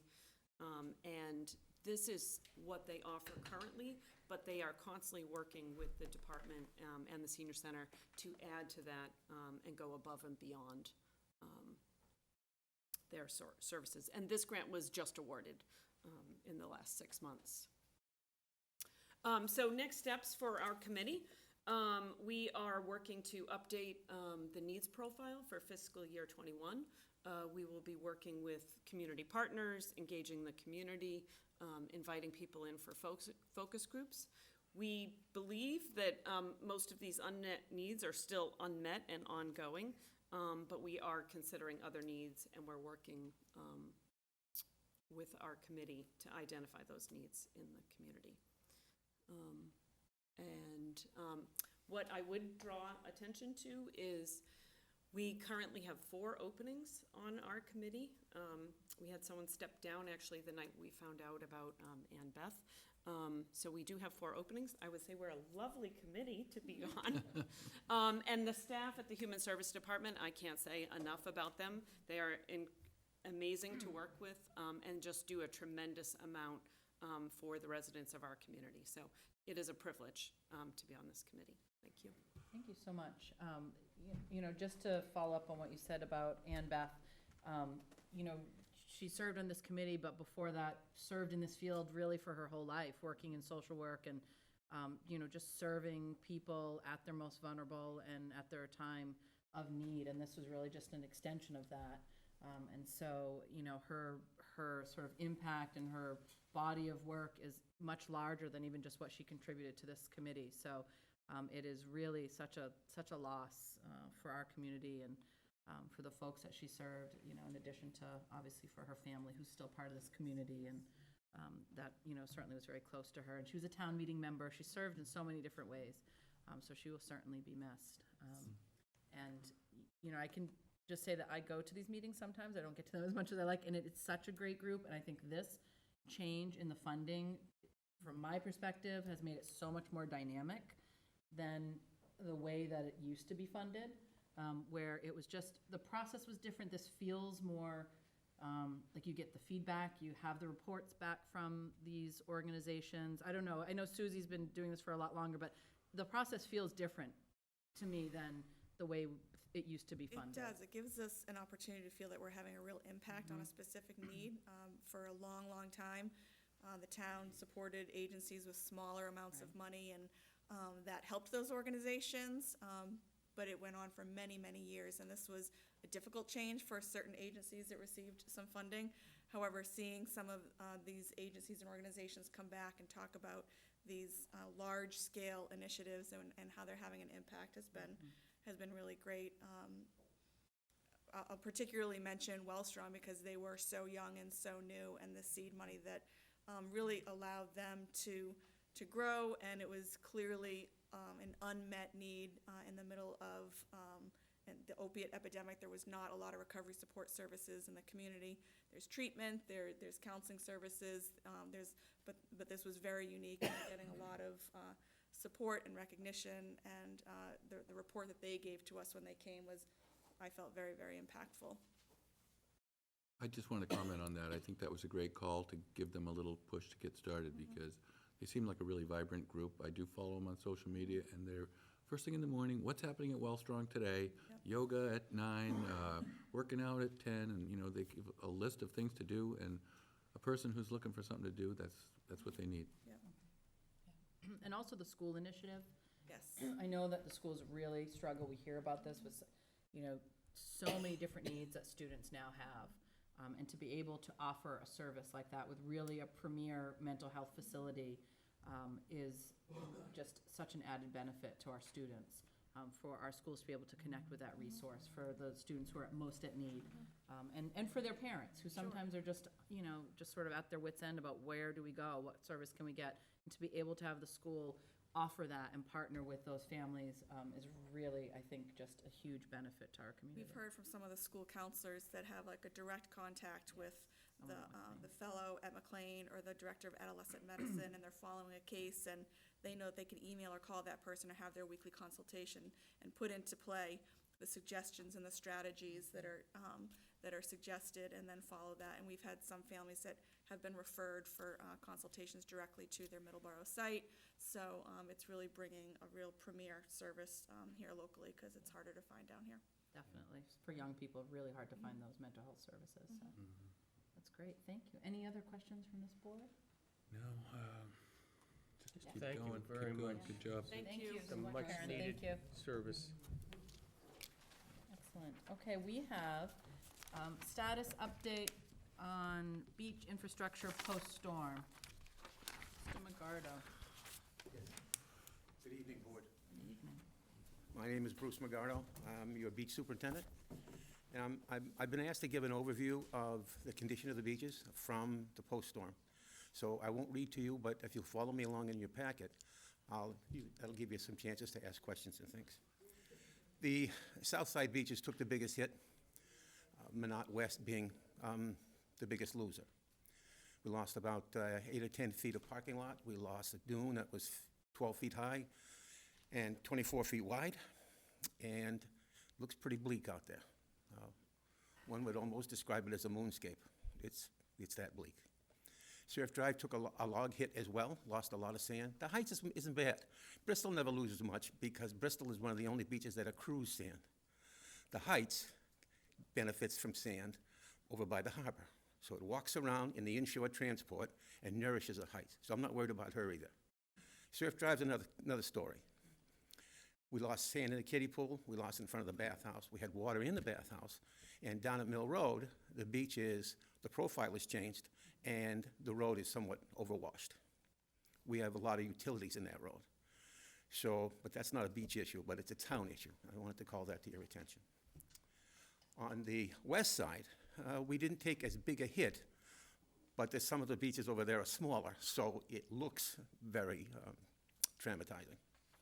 Old Silver did lose some sand, approximately a third, but it's covered in seaweed now, so that will mitigate some of the wave wash and almost keep that beach a little more sacred. The nice thing about Chappaquiddick, Woodneck, and Old Silver is the sand source, the inshore transport, is from south to north.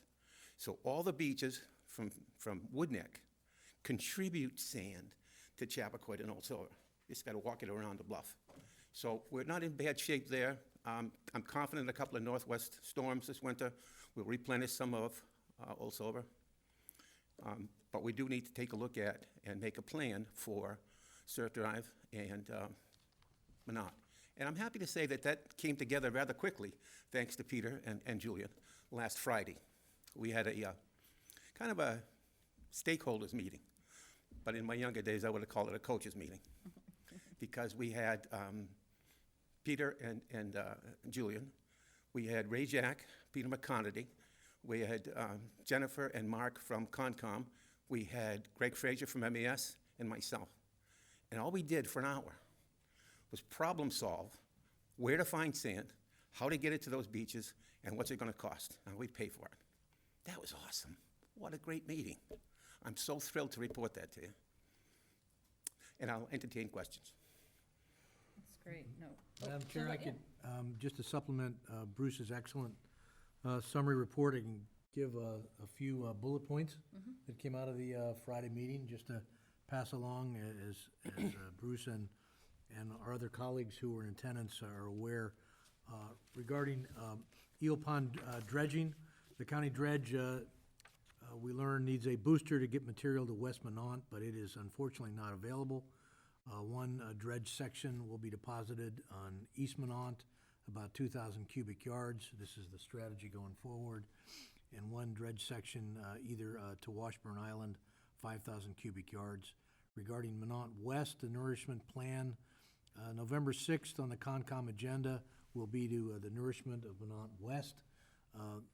We were planning to move some 3,500 cubic yards of material from Minot East, which will be 2 weeks, essentially approximately 2 weeks of work for Public Works with their crews. The dune there needs approximately 1,500 cubic yards of material. And I know, as Bruce had reported, the beach we anticipate could use about 5,000 cubic yards. The balance of the needed material will come from the pit, as we call it. We may need to contract out some work to a private contractor to supplement this in the interest of time. And with Bruce's help, we've identified about $46,000 potentially for beach nourishment that's been set aside in budgeted funds. Inlet dredging is to be done in February of 2020. As Bruce has already noted, sand in Surf Drive needs to be redistributed along beaches, which is scheduled to be underway. We know that our culverts need some emergency work, and we know Peter McConerty and Jen McKay are with us this evening as well, which we greatly appreciate. We may be able to place some material in the Inner Harbor on Surf Drive as well. Regarding the bike path, which we can comment on further, the board is aware of the significant damage there, which really was accelerated where our revetment ended. There's a widening order of conditions already approved, working with Jen McKay and Concom, which would allow replacement of that pavement. Shoulders have already been restored by Public Works. That was referred to in terms of the Cape Cod Marathon, utilizing a portion of that area. The bridge at in that area is scheduled to be replaced in the spring. That is, we're planning to go forward on that. Can have some more comments on that with Peter McConerty's assistance as well. And we are exploring with the assistance of Jen McKay and Concom the potential extension, if possible, of some of that designed revetment, which would provide more dynamic protection to the section of the bike path, particularly that was most heavily damaged. So that's sort of a little snapshot of that information as well. Especially it would be effective since where we had the revetment, we're in pretty good shape. Correct. Where we didn't have the revetment, it got wiped out. It's very clear-cut evidence of the protection of the revetment. We're not sure. We may have to deal a bit with one or more a state agency on that, and Jen McKay has alerted us to that, but we're hoping that we can team up and make a little bit more of an impact to protect taxpayer resources. Sue and then Doug? Just a quick question on the dredge booster. Is that going to prevent any work from being done? And did the county advise you when a booster may be available? The informal information we got through Greg Fraser was that the booster is committed in another community right now. I believe it's Harwich, and it may not be freed up in time to give us any assistance, unfortunately. But I think that dialogue is ongoing. Thank you. Madam Chair, if I could just expand on that answer just a little bit. So just so the public is aware, the issue with the booster, it doesn't prevent us from doing the Eel River dredging. It just prevents us from putting it where it would be the most advantageous. So therefore, it's going to be a lot of time and trucking to move it from where we can get it to West Minot, where we really need it. And so that's where we're going to truck it from East Minot to West Minot. Right. Correct. In the beginning of November. Right, and if everything had fallen into place nicely with the county, or if they had multiple boosters, then, we could have eliminated the need for that. Doug? So it seems like we need to get some kind of a plan for that surf drive section that can be more resilient. Maybe there could be, I don't know if it's allowable to put some sheet piles, then the revetment, and then a beach nourishment program, because just putting the rocks there, I don't think is the ultimate answer. I think we should have a nourishment program, because that section is what feeds the whole coast. If we could start feeding it there, I mean, it's gonna help the whole town. Do you want to just speak to that, Bruce? Or What Jen? section of the beach are you talking about? That whole, Trunk River. Trunk River area. Area? I mean, that's the start. We used to get our sand from Nobsca till it was armored. Yep. And now our source of sand is, Are all the private beaches all the way further to the west. Because the inshore transport for that side of town is west to east. yeah, So the first guy loses, the last guy gains, and everybody in between gains a little. yeah. So what I want to do to mitigate that a little bit, when we have enough sand moving, is to raise the height of the dunes to protect the beach, protect the road, protect the homeowners. Now, you might get some pushback, because it's going to take away waterfront view, but the big picture is, it's going to help municipal infrastructure in the long run. Right. Well, I mean, if we hadn't had the dune at Minot, it's really alarming. I mean, in all of my life living here, that is some of the worst damage I've ever seen. I mean, I think maybe second to Hurricane Bob, but we had a different beach then. Yeah. So it didn't look the way it did. We were farther out. I mean, we lost a road, so don't get me wrong, in Hurricane. We did. But it didn't look, we had somewhere to retreat to, and we don't have anywhere to retreat to there anymore. So it's a much starker view when you drive either past Minot. Same thing as for Surf Drive. I mean, there is no, that profile at Surf Drive now is nothing that I'm familiar with. I mean, that drop down, it really stands out. So, thankfully we had that dune at Minot, because I think that helped, keep it to as bad as it was. I'm sure it prevented it from being much worse. That was a lot of sand that essentially absorbed some of that wave action before it was gone. And, I agree, we keep talking about, we are gonna have sort of a long-term plan to address some of these things, and we are Long-term working. and short-term. Yes, yeah. And I credit Conservation Commission and Jen McKay, because when we did the big land nourishment in 2008 with 23,000 cubic yards, I wanted more protection for the parking lot, and Jen kept saying, no, you want more protection for everything. So we'll put a sacrificial dune in there, let it go. You can replace the dune, not the parking lot. And so that dune has been replaced 8 times. So it's meant to be sacrificed.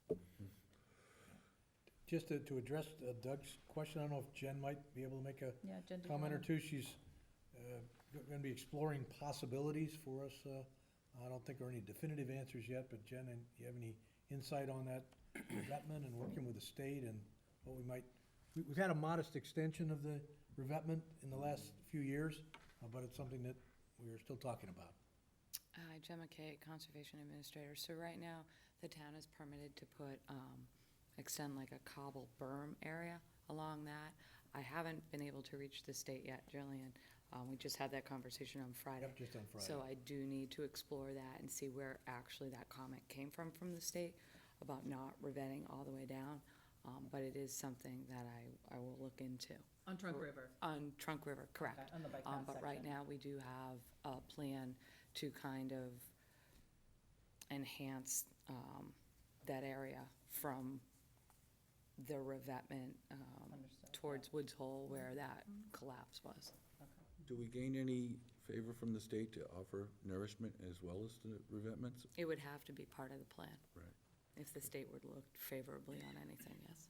And obviously, part of, I'm sure, what is presented to the state is the significant infrastructure that runs underneath there. I mean, obviously, the bike path has value in and of itself, as do all the other things we're talking about, but there's significant infrastructure that underlies these areas, and that if compromised, I mean, I can't imagine the extent of the environmental issues we would have if our sewer main were compromised. I mean, that's very alarming, and we're talking about an area that's not far from this was just a bad storm, but certainly not a hurricane, so.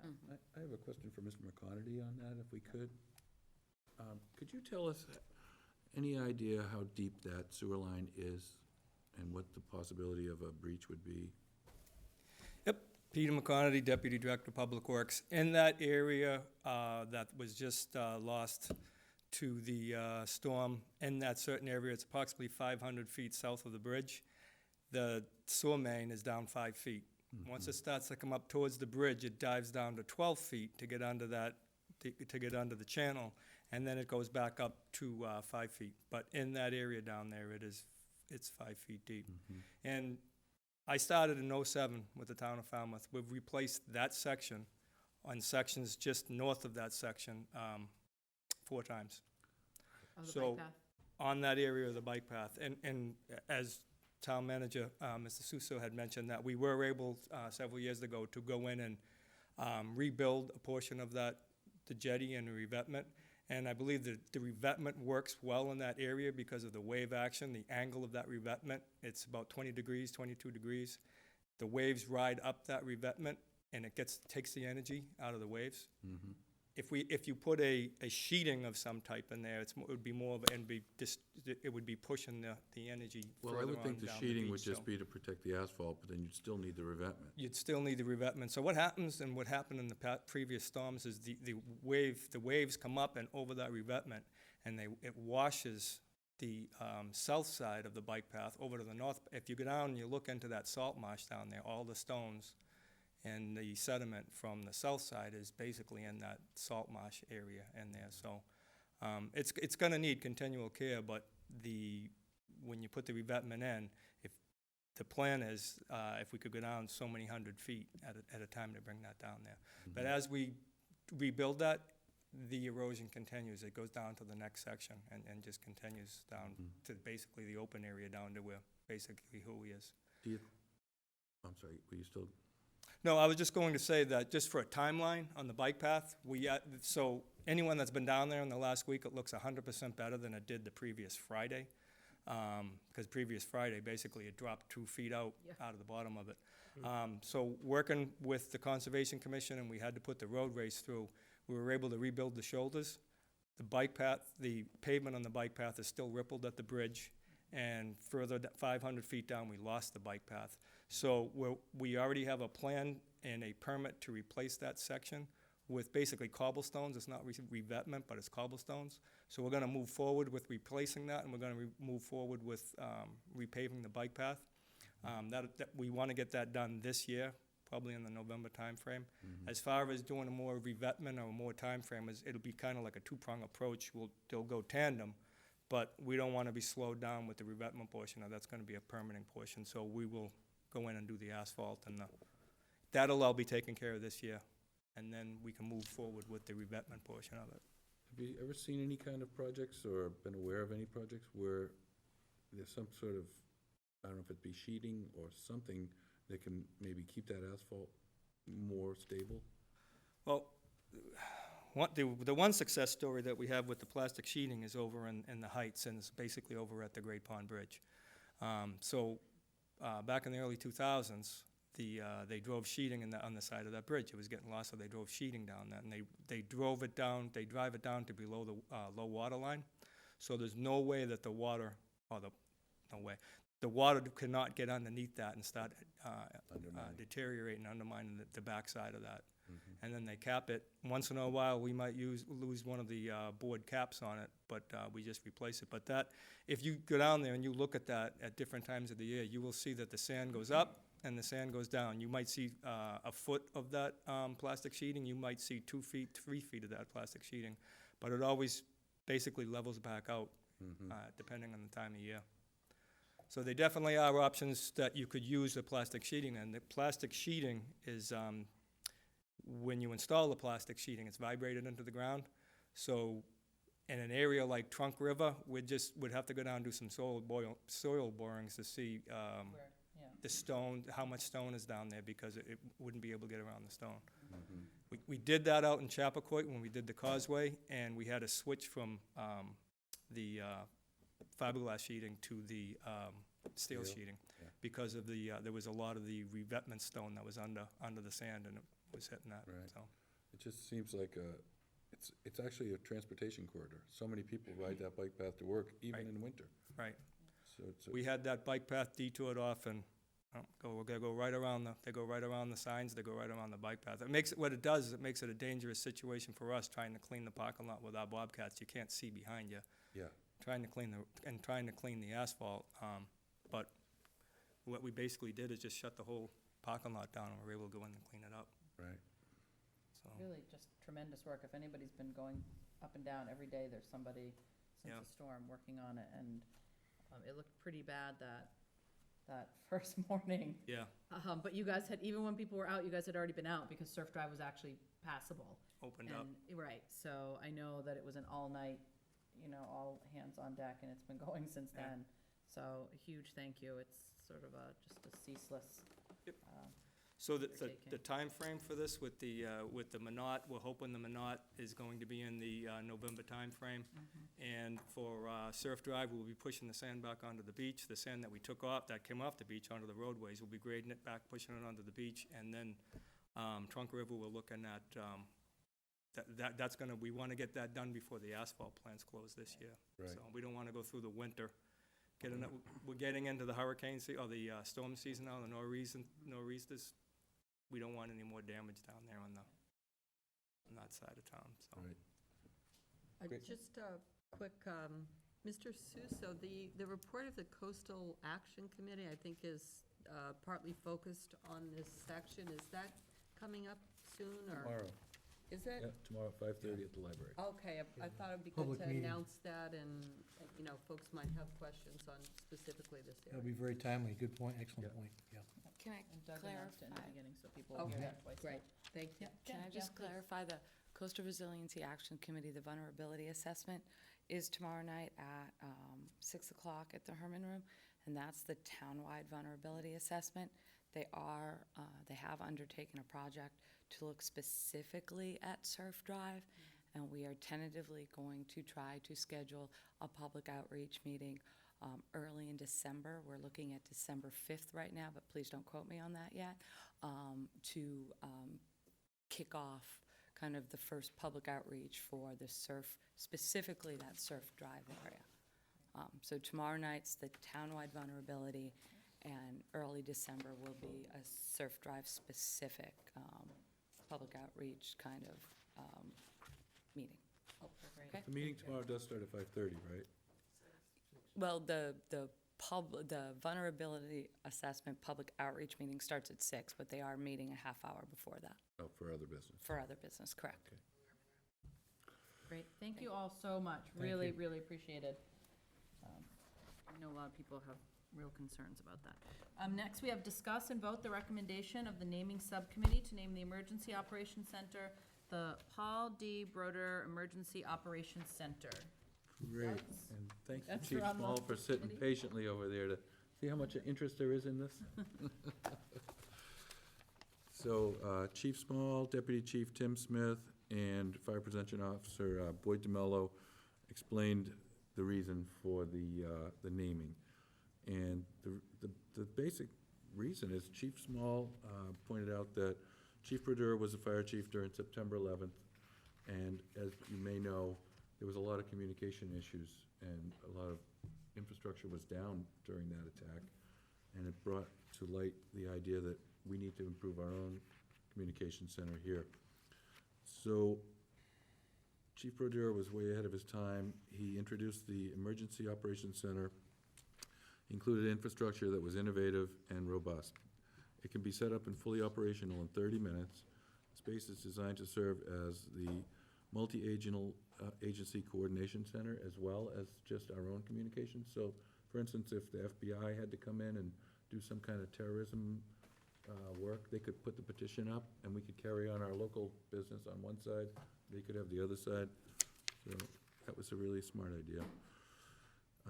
It's staffed during storms because, a lot of calls will be overwhelming the 911 system or the police department or the dispatch. So they handle all the other calls and they take the weight off of them. If they get a call at the emergency center, at the dispatch, they send it over to emergency if it's something that's more storm-related or something they can handle. So, he was the visionary that created all of this, and it's not just because they want to name it because they want to remember him, it's because he deserves it. And I think the staff was very clear on how much they believed in really naming this after him, so. Chief Small, did you want to comment? No, I can answer questions, Yep. While you're coming up, Doug, did you Just in your explanation, if you would just describe the exact location, just so everyone's understand what we're talking about. What location? It's the second floor of the fire headquarters building. Doubles as a public meeting room, but its ability to roll over into to be an emergency operations center takes about 30 minutes. So what do we see on the TV most often? Correct. Yeah. That, you pretty much nailed it. Yeah. So- we talked about, it sort of kind of came to life after September 11th. That building was being planned prior to that, so he had that groundwork already laid before that happened. So he really was a visionary. The technology that's in there, Paul never found a piece of technology he didn't love. But so even though Especially videos. even the technology upgrades that we occasionally have to do now because things progress, it's very simple. Everything's accessible.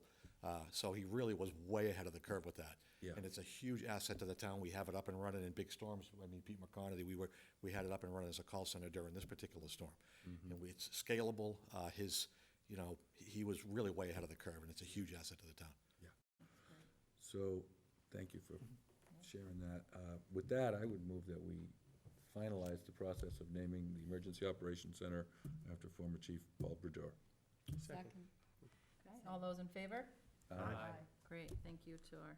Probably will be a small ceremony, tentatively the LEPC meeting, third Thursday in January. It's tentative, we'll let you know. Please There's do. some family members, we want to make sure everybody's available, so, but when that's settled, we'll let you know for sure. That's Great. great, thanks. Thank you. Chief. And along with that is number 7, approve expenditure from the fire department donation account in the amount of $4,100 for bronze memorial plaque and door signs for the naming ceremony of the Emergency Operations Center. Move approval. Second? Second. All those in favor? Aye. Great, Excellent. Thank you. thank you, thanks for your work on that. Next, Board of Selectmen comments, discussion on the water quality management plan presentation. Excuse me. So we are approaching our timeline where we, this end of this year is flying by, and we need to have that final plan ready to go to the state. I wanted to know, just any thoughts or concerns that people have. I see, Eric and Virginia here, to take any comments. Get your pads of paper out. I was just making the two of you the scribes, that's all. I know there's other members, but you guys can, take any notes that we might give you. But I know that in general, it was obviously a very well thought out course of action. I'll just speak for myself and say that what I liked the most about it was it didn't cut off any option. It left the options to be explored, and I think that's probably the thing that was maybe most concerning for a lot of folks. Are we already committing to one particular course of action?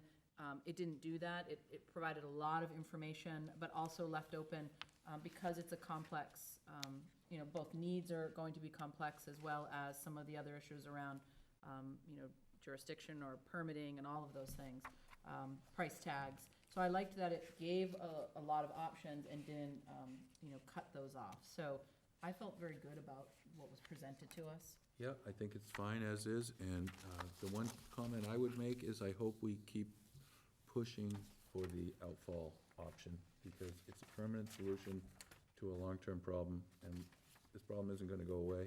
We're gonna continue to redevelop Main Street and Davis Straits. The whole town is gonna continue to develop, and we don't wanna be chasing parcel after parcel after parcel, looking for a place to put our discharged effluent. And even though the initial price tags are high, we gotta keep exploring it and figure it out. The Nobsco one is a little bit less at 63 million, but these are preliminary prices, and we should continue to explore it, because I think it's the ultimate answer for us, personally. Sam, any No, comments or revisions, or? I agree with Doug. I think we have to look long-term, and we have to recognize if we go ahead and start down that road over the next 10 years or so, that we're essentially gonna be amortizing, the cost that we invest over a longer period of time. Sue or Doug? I can't imagine adding anything to the amount of work that they've done on it. Indeed. I Second that. just want to reiterate our gratitude for, I mean, Falmouth is so dependent on committees, and the forethought and expertise. We've gotten about 2 million plus already in the first 5 years of Eric Turkington and Virginia Valiella and the entire committee. Just incredible expertise, and really, being the the grand plan that a lot of the Cape is really getting the benefit of. And it just, can't be underestimated how much savings the town has reaped, which have allowed,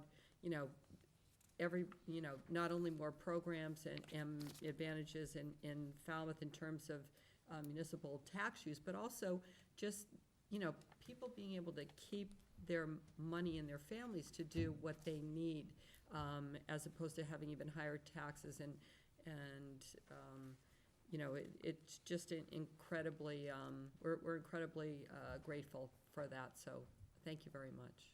I do have just 2 more points. Yes, yeah. Not to criticize the plan, I think the plan is fine.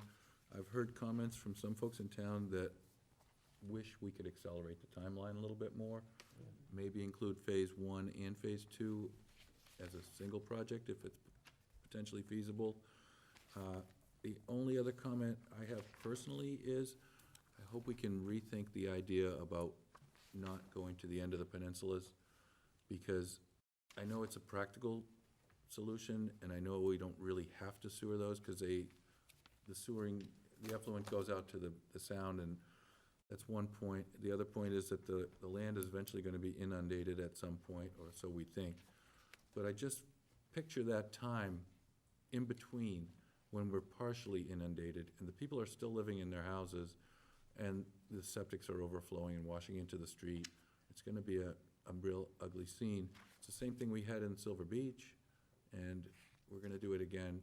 We did it at the end of Mara Vista, and I hope we can maybe rethink that part of it, because I just can't picture the people are eventually gonna be driven out of those areas by the rising tide, but before that comes, they'll still be in the house, and it'll just be unhealthy, so.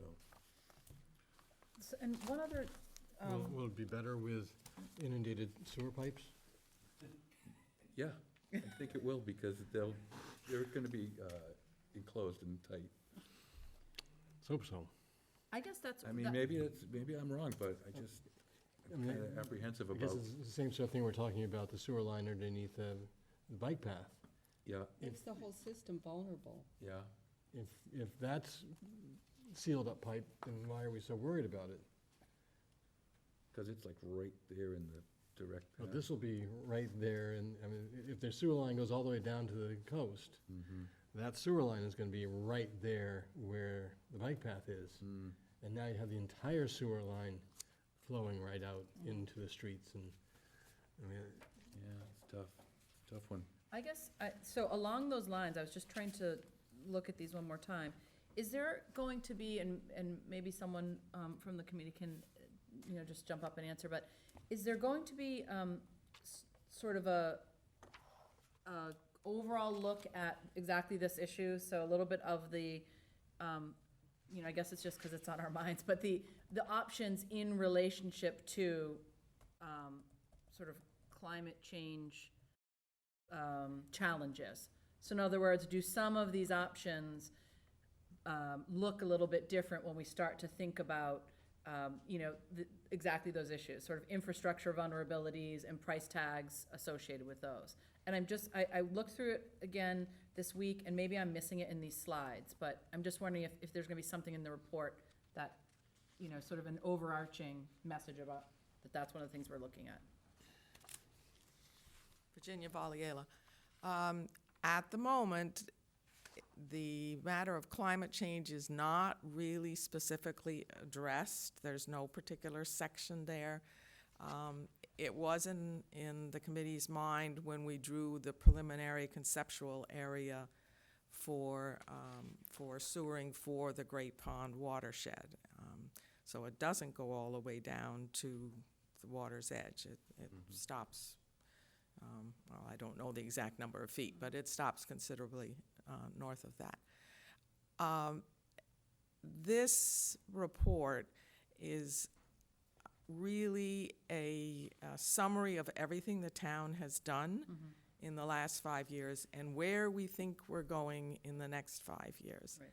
And so the report that would more likely pick up on the comments you've just made would be the next product, which is called the Targeted Watershed Management Plan.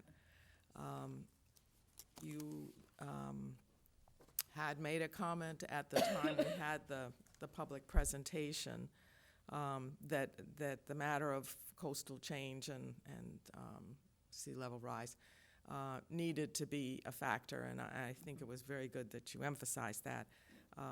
It, as I said, is not particularly focused on in this report. Okay. And I think that this report is broad enough that the next work product, the targeted plan, would be able to have a definite section that focuses on that. I only think of it because, we are, obviously, coastlines, everybody's concerned with that, but we are just coastline. That's Coastline. who we are. And Yes. so I think we're situated a little bit in a special place, and from some other communities that are going to be, sending reports, that we're a little bit different and unique. So as long as it's gonna be picked up in the That's a in good the point. next 5 year. Could I mention the comment about whether we could do phase 1 and phase 2? Obviously, if there were more money than the 60 million that's been allocated, you could, and you would get economies of scale in doing a larger project and spreading the betterment over a larger number of people. But that would need a coordination with town management that you were going to allocate more than 60 million. How much? That's a good question. Probably 200. No, it wasn't that high. 30 million more? We've been working with very broad and vague sets of numbers, and we don't have a specific number for that. The 60 million, you remember, was chosen not out of the sky, but was chosen because that's the most we could borrow and spend without raising taxes. Now, if we wanted to spend 53 million more on an outfall, or 30 or 40 million more on doing phase 1 and phase 2 together, you will raise taxes, and I would rather have someone else run that campaign. Yeah. Thanks, Eric. Thank you very much. Thank you very much. Good answer, thanks. Virginia. And so next, what we'll do is we'll have you back in November, because you'll have a draft for us to review, correct? Yep. Ron, did you want to say something? You just have to come up here, sorry. I'm not sure we shouldn't give an option for doing that. Thank you, Ron Zweig. I'm the Water Quality Management Committee member. I just want to say that, as you said, and you've identified in the report, it's being very flexible. And I think, like we just heard the Beach Committee and the shifting sands and things like this, well, we've been, in the report, we were basing it largely on, almost entirely on, in terms of targets, the Massachusetts Estuary Project reports. And it turns out recently, in terms of shifting sands, that the DEP has revised its view on something called benthic flux, which has to do with the sediment in the bottom of the estuaries and things like this. And they have decided to zero out the negative values. So where there was a sink, there is now 0. Okay, so it might have been negative. So we may need to be doing adjustments and things like this. But so what I mean is that it's not just storms and other factors and things like options, but with technology changing and everything, there probably will be more changes coming as we go. And as we learn from monitoring of the impacts, such as the little ponds being monitored now, and in the future, we'll continue with that to see if we achieve the goals that are there. But just to let you know that things happen at the state level that are just kind of, and there's a rationale for it. It isn't just arbitrary. But anyway, just so you know that Thank you. the report is based on what we had, and we may be needing to make some Revise those things adjustments. as so, time goes on. okay. We can't control what others do, right? Just gotta keep Well, going. we have to, we adapt. We Right. adapt. Exactly. Adaptive management. Exactly. Adaptive management. All right, so thank you. Thank you. Excellent. So we will be looking forward to hearing from you and then meeting with you again in November. Do you need anything else in particular from us? Well, only say, we've. Eric, you obviously- should introduce yourself. So Eric Turkington, Chairman of the Water Quality Committee.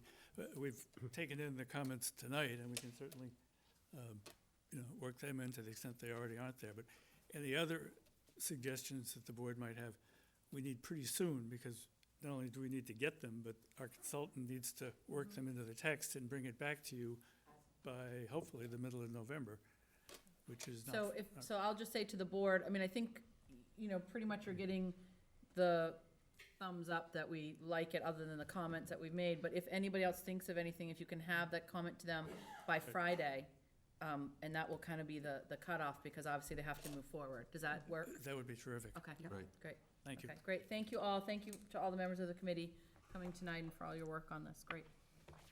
Next, we have vote. Excellent work putting that together so quickly, too. Yeah. Exactly. Yeah. It's a lot of work. Next, we have the vote to affirm the following committees: Recreation Committee, Waterways Committee, Beach Committee, and Human Services Committee.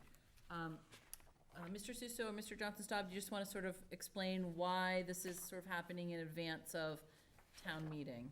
Yeah, I'm happy to make a few comments. The board has an email from town council just indicating that essentially these committees were in existence prior to the town charter, and frankly, irrespective of the action in the charter, they would continue beyond that.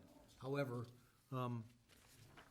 I know the board has discussed the importance of affirming the existence of the committees by formal voted action, if that's your, what you choose to do this evening. And with Peter's assistance, we'd provided the description, again in your board packet, of these four committees in particular that are the subject of a charter committee recommendation, which Board of Selectmen could vote to affirm the existence of those same committees: Recreation, Waterways, Beach Committee, and Human Services. And in, I think, 3 of the 4 cases, it includes a little bit of a mission statement. Waterways is not as clear-cut, but I think the function of waterways is fairly straightforward. So that would be up to the board, and we certainly would so recommend if that's your desire. Thank you. So my understanding, these 4 committees were appointed by a previous Board of Selectmen. And Yes. then when the charter got written, the charter added them to the charter.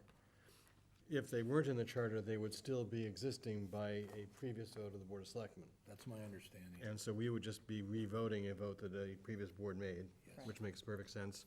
If they don't get removed from the charter, they'll continue to exist as they do. If they do get removed, they'll continue to exist. Exactly. I think we're just, the goal with us putting this on is just to make sure that there's no misunderstanding if that vote takes place at town meeting to go along with that recommendation of the Charter Review Committee. We want to make sure that there's no confusion, that these are important boards, and just as you noted, they existed before the charter, they'll continue to exist, and it's really just to make sure that we affirm that, that principle. And Sue? a quick question, have any of the mission statements changed since their original creation? I think these are the most updated mission statements. Is So- that correct? So we looked at the charter provision, and some of these committees have mission statements, some of them don't. And on further reflection, we thought what made the most sense, because we didn't have time to engage in a dialogue with the committees themselves about the status of their mission statement or anything in their charge that they might want to change. So we thought the cleanest, simplest thing to do would be to have the board simply affirm the charter language. So it's not changing anything, not making anything better or worse. It's sending a very clear message of no change.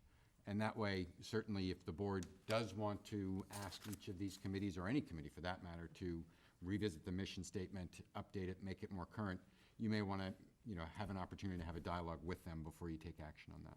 I mean, further to that point, we're actually affirming the language of the Human Services Committee with something that's already been changed, because they are now a 7-member, correct? You know what, I think I was confused on Okay. that from our last conversation. I Is think it 9? Okay. It was the Substance Use Committee that reduced their Gotcha. size. Yep. Okay, we had talked about that. Okay, great. So, And if anything, these are the charges of the committee, not necessarily the mission statement. This is right. Exactly right. This is just the charge. what we have charged them to do, and we can also amend that charge at any time we want to. Now we can, if it's no longer part of the charter, which is also just a little bit of a, if we want to give them a specific task More at any flexible. time, we can do that, which I think would be very useful. Or change the membership, Yep. what have you. Right. Okay, any further questions about this? No, I think it's also just to affirm that it's not like we're planning to get rid of them. Right. We want it, we need them, we're gonna keep them around, and we appreciate what they're doing. Yeah, exactly. Do I have a motion? Can we do them all? Together, I'll make a motion to affirm the Can. following committees: Recreation Committee, Waterways Committee, Beach Committee, and Human Services Committee. Second. All those in favor? Aye. Great, thank you. Thank you. Now we'll leave it up to They're town stuck. meeting. To make, yeah, they can't stop their work no matter what happens at town meeting. Next, we're gonna vote about the committee email policy. We took a look at this policy. The board asked that emails go out to committee members to get their feedback. Didn't get a ton of feedback, but we got some. And it has been put into this chart here. So option 1, which was that we designate a committee email recipient, just one committee email address. That's always the same. Correct. So it'll say Recreation Committee, and anybody can send it, and it'll go to whomever that committee designates. Right. Not necessarily the chair. Doesn't have to be the chair, it's anyone they designate. Sort of a secretary. Or clerk, whatever. Yep, yeah. yeah, Or anybody. staff. But in other words, it'll always say Recreation Committee. It won't say Yep. Robert Brown, who's currently on it, but might not be in 3 years. Right. That was the, But as Peter said, it could be a staff member appointed, Yes. or Where we have one Designated, available, right. yes. For those, for those committees that have staff support, right. And how do you maintain that it gets updated to the next person when the committee changes? they would meet Will- with IT, they would let IT. Yeah, know. that will have to be coordinated by the town manager's office, Diane, who does the appointments, and IT. Okay. And then the least sort of favored option was option number 2, which was messages received and auto-forwarded to personal email addresses. Option 3, do not provide anything, receive public input via a form on the website. And that was sort of a little bit less than half of option 1. I mean, my inclination is, we asked for the input of the committees, and they told us what they mostly wanted, and some with some real specificity. And I think we heard from Peter Clark, speaking of charter review, who obviously, did a lot of work this year and got lots of feedback, and I think his preference was number 1, and he kind of outlined why. And they weren't, he indicated that it wouldn't necessarily have been him who would have received it, they probably would have designated somebody else, so. Right. It'll be up to the committee to designate whomever they want. Yep, Peter? Yeah, I think one of our takeaways was that there's not necessarily a one-size-fits-all, so the policy allows more flexibility for each committee to handle it as they prefer, with the consistency of, there is going to be that uniformity of the naming. Each committee will have an email address named for its committee, and the behind the scenes is what's flexible. Which is great, because different committees operate in different ways, so. do we have a fallback if no one will do it? Or is that just gonna, we have to have the staff members do it? I mean, Fall else fails. Because we did hear from some chairmen, if it were gonna fall to me, I wouldn't be chairman because it would be too much work.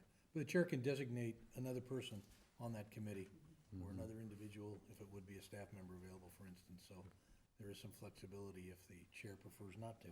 And I'm sure in those rare cases where nobody, I mean, our volunteers are amazing volunteers, so but if there were any, situation where no one felt comfortable having their email, I'm sure we would have staff handle it for that committee. But- For the general public, it gives out a consistent message about how we respond.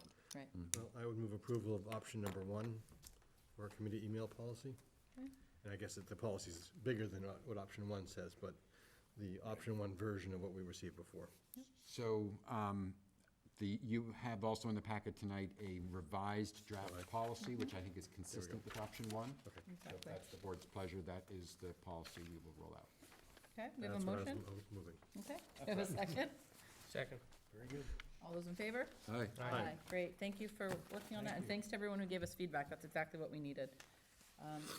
Discussion of possible policy for withholding permits. We had some draft language. This is pursuant to an article that we're gonna have at town meeting. We have a draft here, it says draft only October 25th, 2019. And this is around the issue of folks who are delinquent on their municipal taxes or fees, and it currently, the rule is that the town can't withhold permits until 12 months or more have Right. gone by. Pending this bylaw change with the Yeah. article that's before town meeting, right, it's 1 year at the moment. And so the article before town meeting will allow us to change it, but we really do have to have a policy in place so we can say what that would change to. So this is the draft language, which is reducing that time period to 6 months, correct? Right. Yeah. This allows the board to get ahead of the curve in the anticipation of town meeting action. What if town action doesn't approve it? And it stays at And it 1 where it year. stays is. exactly where it is. You Yeah, don't 1 adopt, year. then you don't adopt this policy, and it stays at 1 year. I guess I'm not sure I understand exactly why we wouldn't wait until after we hear what town meeting says before we take action based on town meeting vote, as opposed to superseding them and making a decision. I have the same concern. Well, we're not voting, we're just discussing it so that we have Okay, something, if there's a question as to what is the proposal, we can say, as a board, we've talked about 6 months. You know, we're not voting on it, we just thought, we have this article hanging out there without any inclination, without any inkling of what we're suggesting it would be. So we're not voting it, but Peter, is that sort of how I described it? Well, correct? I think you could handle it either way. You could vote it if you wanted to, and the effective date would be this sort of contingent thing. But the main purpose, as you described, was, we were looking at, potential discussion on town meeting floor and perhaps some concerns from taxpayers that say, well, wait a minute, does this mean if I'm 1 day late, you're gonna withhold my building permit? So for the board to be able to say, we met, we discussed it, and the consensus is 6 months, or even beyond that, we took a vote that says if it's adopted, the policy is gonna be 6 months. so the Either article right way, now does not say what the time period will be, it just says it's not gonna be a year? It says there's no limit. So the current bylaw says you can't do it until after a year. The new bylaw says if you're delinquent on your taxes, the town can withhold the permit. Wouldn't it be better just to make an amendment on town meeting floor to have it be 6 months?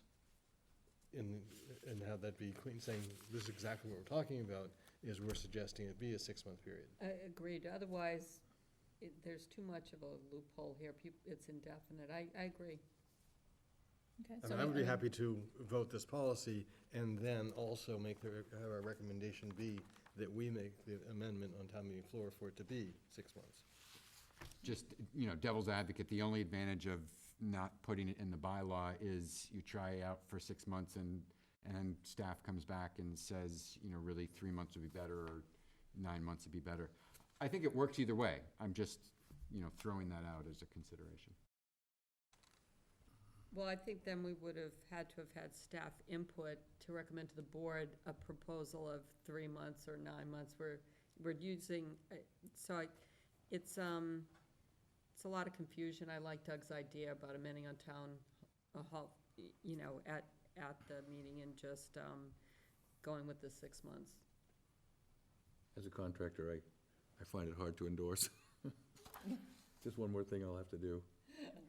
Well, you pay your taxes. I do, but I Yeah, mean, you have to it's deal my with it. customers that, Yeah. I'm gonna try to get a permit, and it doesn't happen a lot, but occasionally it does, and I end up paying a $9 excise tax from 2 years ago, and I end up forgetting about it, but. So do we not have Thank this you, policy Doug. in place right now? We do have this policy, but it's 12 months. So we can't do anything. So if people they get to not pay their taxes for 12 months before a permit would be withheld. Well, actually, I filed for a building permit a month ago and it was 3 weeks late in it, and I was denied the building permit because the taxes hadn't been paid. So, Well, you're supposed to find out right away, because you go to the window. Oh, was it an online express no, permit? yeah, it was online express. Right, And they said, no, it won't be done because the taxes hadn't been paid this is on my parents' house. right. So I just didn't get the mail in time. Mhm. So we must already have some policy that prevents it. Well, it is, but it's a 12-month timeframe instead of 6 months. Well, it was 3 weeks. No, I- you I- gotta be delinquent for 12 months before it kicks in on you. It has to be an old bill. You don't think Apparent- yours was? No. Apparently not in this We'll case. have to look into that. I mean, I think it may be the acting policy, on at least maybe on the. Online? On the rapid ones. In the Is building if there's side. any bill that's out due on a building permit, you don't get it until you Well, pay that's it. probably, I guess that's probably true, because it's an instant service, so it finds out right away. So if that's what we're doing right now, it may not really matter what You're we. getting an extension, I think. Yeah, now you're getting 6 months. That's the way. At least it'll have everyone look at the policy and be sure all the systems. I was just thinking of Doug's point, if it's delaying people already, it doesn't sound like that this policy is delaying it more than is actually being done. It's just probably gonna just happen more often. It's not the way it's, all I can say is, I don't know what happened there, that's not the way it's supposed to work. And It made perfect sense to me that I shouldn't be getting a building permit on a house that has not had its real estate taxes Well, paid. the online permitting system, if there's anything, any glitch that comes it up, just if kicks there's it up. anything that's not checked That off, probably makes sense, Okay. because it's You probably know. simple software. Kicks it out. Okay. see previous conversation about working on online permitting. Yeah, exactly, right. And that's a good thing, okay. That is. So, what's this board's pleasure? I mean, we don't have to, we've talked about it, we have do we meet one more time before town meeting? We do, right? Don't we meet? No. Right before. Right before, okay. So we Right can off. agenda So- it then. And we can have an amendment ready if that's what people want to do. I mean, I understand Peter's point in that if we're talking about amending a bylaw to take out a time constraint, that we then can't have the power to create a timeline. Is that correct? Right? Yeah, it gives you And the that flexibility gives you to the adjust flexibility. if you need to adjust it. But we're telling town meeting, we've decided it might be 6 months. That means we've decided it might be something else, and that just creates more fodder for confusion. So I really think the concept of putting it on our meeting agenda right before town meeting, working on, knowing what a proposed amendment for 6 months might be would make a lot of sense. Agreed. Okay, and we can work on, you already have the language for the draft, I mean, it was pretty much going to be this language here. Okay? We're good on that Very issue? good. Okay. Okay. Thank you. All right, we're gonna, discuss the fact that we're gonna create a citizens advisory committee for future fire station locations. Excuse me. This comes out of the discussion we've been having about, we had a meeting about, North and West Falmouth last week or the week before.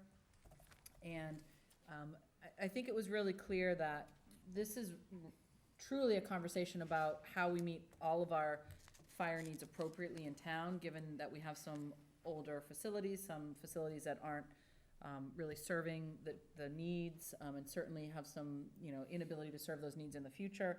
And how do we look at where we allocate resources, where we perhaps put another fire station, what we do in the interim while a potentially new fire station is being built. And so the conversation was to really rely on that model of a citizens advisory committee, which worked so well for Route 28, and just get input from across the town, because it's not just a West Falmouth issue, North Falmouth issue. This really is a community-wide issue. And obviously, building a new fire station, expanding or doing work on existing fire stations, these are all really large ticket items. And the staffing that might come along with that these are all big ticket items that we should hear from the community as a whole. So I think what we need to do, we don't have to absolutely decide tonight, but we do want to get this moving pretty quickly so we can start to get some of that input. What we would need to think about is the composition of that committee, and then what the charge for that committee would be. I think the first decision, and usually I would advise a town manager appointed committee, but I think this topic is big enough that it should be a Board of Selectmen appointed committee. I agree. And going through the whole open meeting and applications and appointments, and so. Agreed, yep. I think this is one time I really lean much more that it'd be one that we've created as an ad hoc committee with a specific timeline charge and sunset clause. Yep, good point. That worked really well for Route 28. I mean, in a short period of time, a very contentious, complex issue was really, consensus, and great recommendations came out of that. Sue? On the short period of time, the efficiency is really appreciated in a lot of instances. In this one, I'm really concerned that we make sure we have folks who are only here for the summer available to participate. That's something, you know, that I think is very crucial in a lot of areas. We have folks that are property owners that are only here for the summer. Obviously, the fire department is clearly a property-related issue. It's also a life-saving related issue. And I think that should be something that, in terms of the timeline, would be absolutely crucial. So you're saying we should definitely include people who are only here for summer? Yes, I think we should make sure the length of the discussion is long enough so that folks who are only here in the summer will be able to read it in the end of a month. Right, they're probably not gonna be on the committee. I think he was thinking. I was misunderstanding. Or and perhaps even on the committee. I mean, otherwise, they're just tuning in. You know, when you have, if you're a property owner, and you may want an availability, maybe they could Skype in, maybe, you know, there's all kinds of technology and ways of participating. My thought here is just that we make that as available and as broad as we can, practically speaking. Right, well, I think for a committee like this, I mean, my thought is just that we're talking about sort of some short-term concerns, you know, about what happens with sort of some staffing changes. We're talking about some long-term plans, so, I mean, this committee, I don't think it's gonna be the window that the Route 28 was, which is a really small window. This is gonna be a much larger window, and it can include getting feedback in the summertime, and, you know, being able to, they can give sort of an interim report on a particular issue, on, say, what happens in July when staffing changes. They then, you know, I mean, they're charged, it's up to us to sort of make a charge that's useful, both for short and long term. And I would make it bigger. I think I would actually this time go to a 9-person committee, because you want to have as wide a variety of representation. And you might be able to get a person who is a summer resident but can make every meeting, and can say, I commit to it that I'll be there once a month, or however, once every 3 weeks, and they live nearby during the winter, but Yeah, they're not Florida, maybe they're in, you know, Concord, or, but, yeah, something. Even at the West Falmouth meeting, a lot of questions came up about the traffic numbers. You know, where do the numbers come from? Are we talking about peak season in the summer? Are we talking an average? You know, there are a lot of, you know, event times, you know, our 2 months in the summer, we are just chock full of tons of people. And as the town manager rightly, you know, is concerned with, you know, it's tough to staff for peak population as opposed to year-round population, to have staffing and facilities that work year-round because of those fluctuations. It's, you know, really a challenge. And I'll remind you, they can't do Skype until we've accepted Skype as a possible in-call. Which I might be don't think we're. might be a reason to revisit that. But I think they don't necessarily have to be on the committee. I think if the committee is in existence and it's meeting publicly, and, I mean, that's why you have that's why you would have a committee that would be like this, and they would hold public meetings, they would agenda, you know, their discussion, so that these folks can come in and they can be part of that conversation. I think your point is well taken. It can't be a 2-month charge, because we're gonna miss some input. I also don't think, you know, I think we're looking at, again, short and long term, so. Any committee representation we should have on it? I think my personal feeling is, I think there should be some type of, at least, liaison to finance committee. I see. You're lucky that you're here, but. Can't. Right now, the charter doesn't allow it. Right, it doesn't. Finance committee is only allowed to be on finance committee. They're exclusive. Right. Unless the charter, but there was an amendment proposed that's probably not gonna go forward, Right. so. It's just such an unfortunate, it's unfortunate that they can't be, well, I guess they can't be a liaison, a non-voting. Certainly. Could be non-voting. Right, like we've done with other committees where we make some, Observer. you know, I just think that finance committee has the big picture around the numbers. I mean, they review these budgets every year, and we're talking ultimately, a big part of what we're talking about are numbers, and how you make things work, and how you fit into kind of a long-term, you know, plan. Well, Jennifer's gonna be the one you're gonna have to have there gonna as say. a resource, certainly not at every meeting, but. I think we could ask the fire department to provide somebody who has some kind of management level operational. Yeah, as a non-voting, knowledge. but again, some, It's a Still have staff. staff members Yeah. supporting Right. the function, just like we did with Route 28. That will be happening automatically. I would think someone from planning, Indeed. so I would hope that they would give us one representative at Planning least. board. From the planning board. I was just saying, what are the other committees? It's kind of bizarre, the school It's sort of a committee owns them. unique thing where there's not really other committees that directly relate to it. Yeah, Well, so I was thinking, school committee doesn't really relate to it, but in some ways I wouldn't mind having. I think the senior committee would, I forget. Council on Aging. Council on Aging would be very I was helpful. thinking human services And might human cover that, services. because you Or have, Human Services might cover it, period, because Susie Exactly. certainly, Yep. yeah. I mean, Exactly. Human And- Services certainly collaborates with and you have Council on Aging. people with disabilities as opposed to people who are seniors. I mean, so you really want to cover both of those.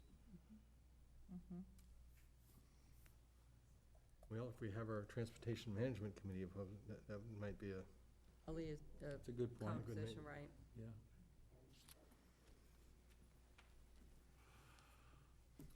Do you want to consider seeking representation from all 5 villages? I think I would do that in our really six. a good If we do this with these 3 appointed from committees, with our 6 at large. Yep. I That think we makes would, we would come up with some ideally, but gives the flexibility to say, well, if we have no one applying from Right, a village, we can't, but. right. Well, we Goal. did that with the Route 28, I mean, with the abutters, you know, we tried Right. to, you know, kind of limit the number of abutters because of conflict of interest Right. issues, number one, which we'll also have to kind of think about here, but Right. also just so, again, we got a great, you know, just a great across-the-board input, so, I think there's gonna be huge interest in this, so that's the reason why I almost like having there being a potential for 6 people that we appoint at large. Absolutely. so it would be the 6 at large, and then planning, human services, the fire department would be a staff member, that would be, they wouldn't be voting. Transportation, but we don't have anybody for that yet. We'd have to decide we're gonna have that committee first. And Well, we're it's been- accepting applications. Yep, applications are being accepted for that, so, Well, we'll have, so we probably will have that committee Soon, appointed before we have this one appointed, I'd say by January you'll That have would be it. great. because we still have to come up with this and come up with a charge Need and to description of it and advertise it. Correct. okay. Yep. Yeah, I guess I'm just wondering about the importance of having on this committee members of other boards and committees, and if that might interfere with their availability to attend and do the work that's going to be required. There may be, you know, a fair bit of work outside of the meetings, I would hope, because there's a lot of data and analysis to sort of Planning and digest and Human think about. Services, right? Is there anyone else? I'm just. If we did transportation, but I guess, maybe to Peter's point, if we had planning input, we would have we'd have Tom Bott there. If we had human services, we'd have the staff, and if we had information we needed from there, do we need to have board members, or would just go at 9 at large and? Yeah, the Pull technical in the staff information. That's whenever what we I, need the that's what, staff. right, that's what I was saying, I mean, I think we have staff to address those issues, and then you have 9 at large, because what we most want is input from the community. Right. Our staff will help with any information that's required, but we really want information and input and thoughts from the community, and 9 at large gives us Right. a lot. Right. You know, and then, again, staff supplements and assists, and, And not that planning board members wouldn't have a lot to contribute, but they're already doing a lot of liaising, and they're already really busy. Right. Yep. So is 9 at large, is that now too many if it's 9? I don't think it's too many for this issue. We're talking about, I mean, potentially building, you know, a new fire station. We're talking about. And support for it. Right, and the support, so I mean, it's a very large project. It's, you know, Well, I think we have to remember that it's not just North Falmouth and West Falmouth. It's the Hatchville area. And so we're really talking about services to citizens of Falmouth. And where's the appropriate place for us to put a new fire station that is technologically up to date and can provide better response, whether it's the quality of the response or the response time. And in terms of the charge, what do we need to staff that? How many, at the West Falmouth meeting, there was a lot of concern about, do we have enough firefighters? What should the staffing level be? There seemed to be some interest in increasing the staffing level. right. So when we think about the charge, that's excuse me, that's one of the things that it will include, but I don't think 9 is too many. I mean, it just makes their job, makes the committee's job a little more difficult, because they've got to find a time when they can all meet, but if people are interested enough, it's a topic that they care enough about, they'll make that happen, and. And what we've described right now in our agenda item, it's talking about future fire station locations. It leaves an option that it might be 2 new stations. It might be only 1. We don't, that's gonna be up to the committee to listen to the report, listen to Look at the the fire data, chief, yep. find out what really is the right thing for us to do. We might end up leaving North Falmouth where it is and building something new somewhere else. We don't know exactly yet. We're still examining it, right? And that's what this committee would look at, and they would look at the data, they would hold their public meetings, they would do that really deep dive into it that is appropriate with a committee like this for a project this big. I mean, it's not that different from the work that the folks did early on for the senior center. Like all of that preliminary outreach and looking at data, collecting data, and so it's an important, I think it's an I would important move that we undertaking. move forward in forming an ad hoc 9-member advisory committee for studying future fire station locations with the charge that we'd have to come up with at a future meeting. Okay, great, I have a motion. I'd like to second that, but I just wonder if there's any input from the community. Is anyone here who wants to speak to this issue? No? I'm just glad you're going deeper outreach for the public, because I think we are the ones paying the fact that, and I think we have the resources to use the planning board, the transportation, and those resources would be available to that committee. Point of order. I know, you're not at the microphone, Not at the but we'll- microphone. it's okay, if you don't want to repeat it. We heard you, this mic's over there. All right, thank you. That motion, I had a second? Yep. Okay, all those in favor? Aye. Aye. And so we'll work on that charge and get it back to the Madam board to Chair, look at. just a Yep. reminder that our outside consultant from McGrath and Associates is gonna be wrapping up a final report based on all this public input and the original data gathering, and will be coming to a selectmen's meeting likely in December. Great. So that information will be available probably at the same Final report time as form. this board is being put together, so it's a good Yep. and jumping off point. Resource. Yep. Will we be able to expect, like, detailed response time estimates from their proposed locations for different? We areas? have that now, essentially. yeah. Okay. Okay. And on the agenda going forward, it might make sense to have the remote participation question that Doug smartly raised up for a discussion. Okay. All right, excellent. Next, we have the notification to the board of extension of management lease for Falmouth Country Club with Billy Casper Golf. Yeah, thank you, Madam Chair, and I appreciate Keith being with us. He's, as a liaison to the golf committee, he happens to be chairing that as well. But we were, our existing contract with Billy Casper for managing the Falmouth Country Club includes a provision that they, as our management entity, they exclusively enact that extension, and they have notified us of a willingness to extend that lease from a management standpoint, and we anticipate moving forward with that. We've had an excellent partnership, which we look forward to continuing. I believe it's a 5-year agreement. and Yep. Keith, I'm I thinking can't right? believe it was 5 years ago. It was Yeah, not. it's hard to believe, isn't it? Yeah. It's gone very well, and we've had a lot of improvements, and this notification would extend it for an additional 5 years. Thank you. I have a question about that. I think it seems to me that it might be possible, and I'd like to know the legalities. I've been told before that any town-owned property, the town has to manage the maintenance and construction contracts, and they have to be prevailing wage.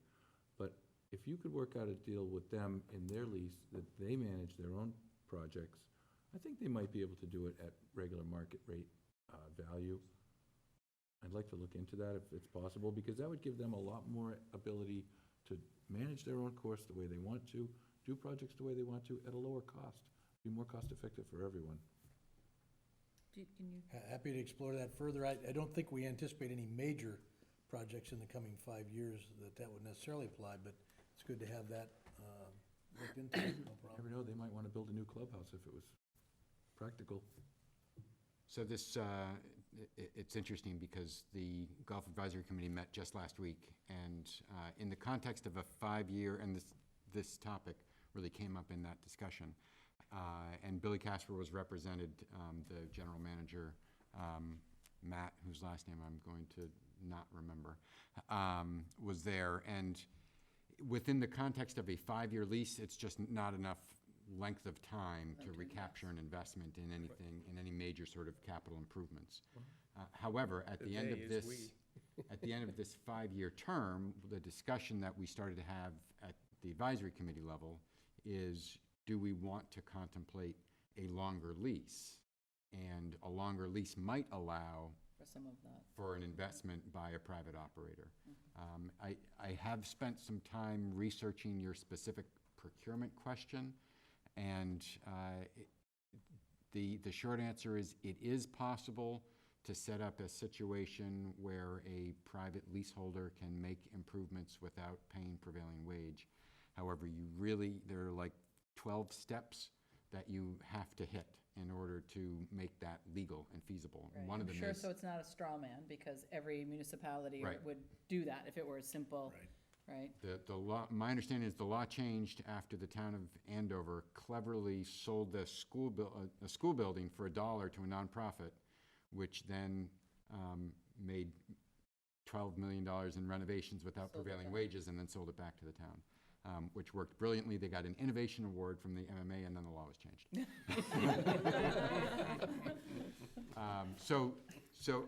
I know one of the key factors is that the municipality cannot say, we want you to do this capital improvement without paying prevailing wage. As soon as the town takes control of the project, you have to pay prevailing wage. So it would have to be, here's a lease, if you want to do some capital improvements, then, go ahead, knock yourself out. And another one of the conditions is those capital improvements, in theory, become the property of the lessee.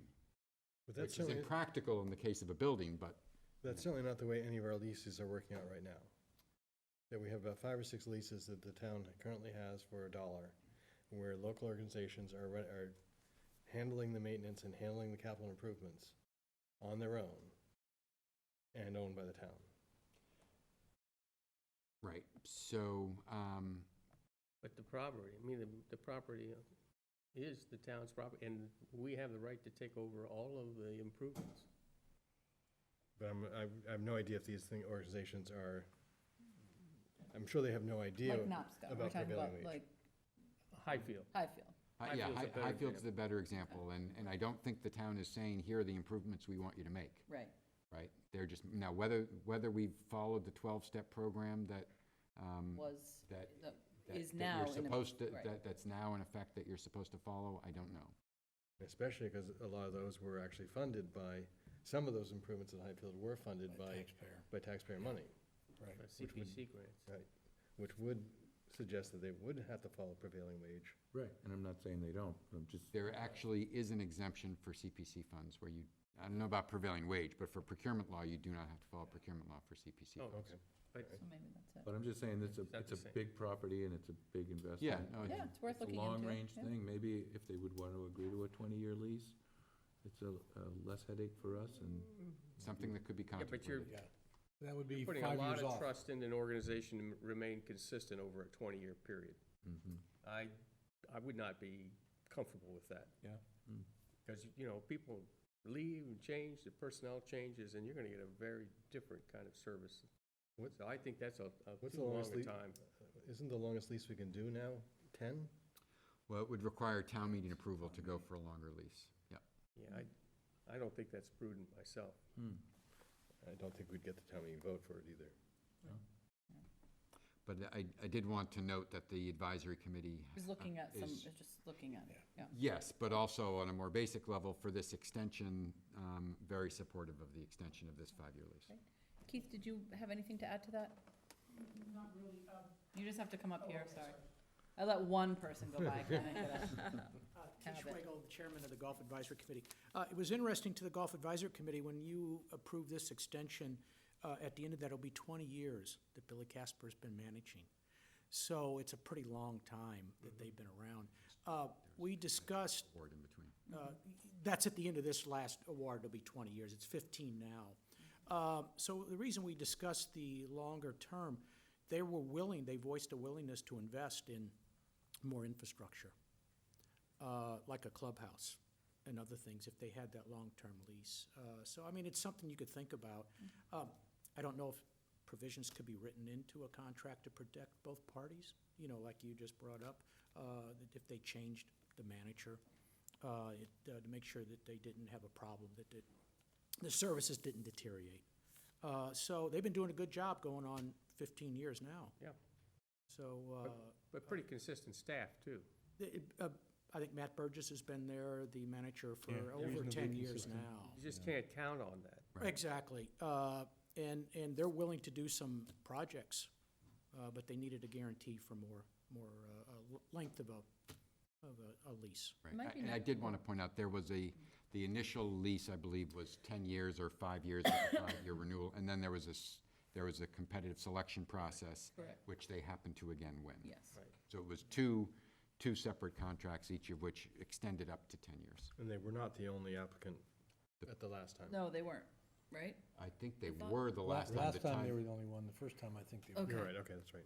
And I think Peter pointed out that if you went to a long-term lease, you'd have to do a competitive bid, I think you mentioned, right? Oh, regardless, at the end of this 5 5 years, years, yeah. Oh, you have to do a regardless, we have to do competitive regardless, competitive. okay.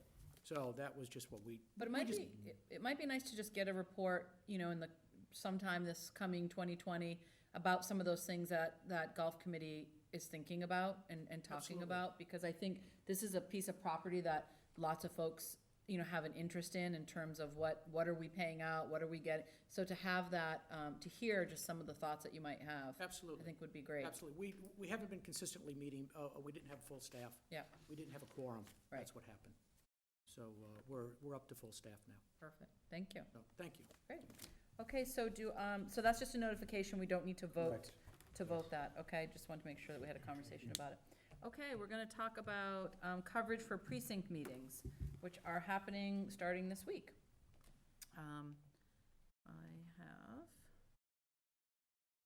Someone have a list that's quick and handy? Starts Wednesday night, Right, which is precincts 8 and precinct 8 and 9. 9. So, I will certainly be at 8 and 9, Doug will be at 8 and 9, right? Unless you want me to do something else. Okay. Let's see what else is on that. There's nothing on Halloween. We tried. Yeah. I Grinches. protested the children. Oh And my it's gonna gosh. rain, it's probably not even gonna be a good Yeah. Halloween. Nothing better to do. And, all right, so for, the next one, is there one on November 1st? No. No. Friday? November 6th, I think, might be the next. It's Yeah, there's two that 4 night. and 7 4, 7, and 3. on 3. I'm gonna be at 3. Two different locations, yeah. Okay, 4 and 7. okay, that's at Walk White, and Yep. that was on the 6th, 3 right? is at Gus Correct. Canny. And then the 7th is 1 and 2. I think Doug might be there. Yeah. I'm gonna be there, too. And And 5 then and 6. 5 and 6, I'm gonna be there.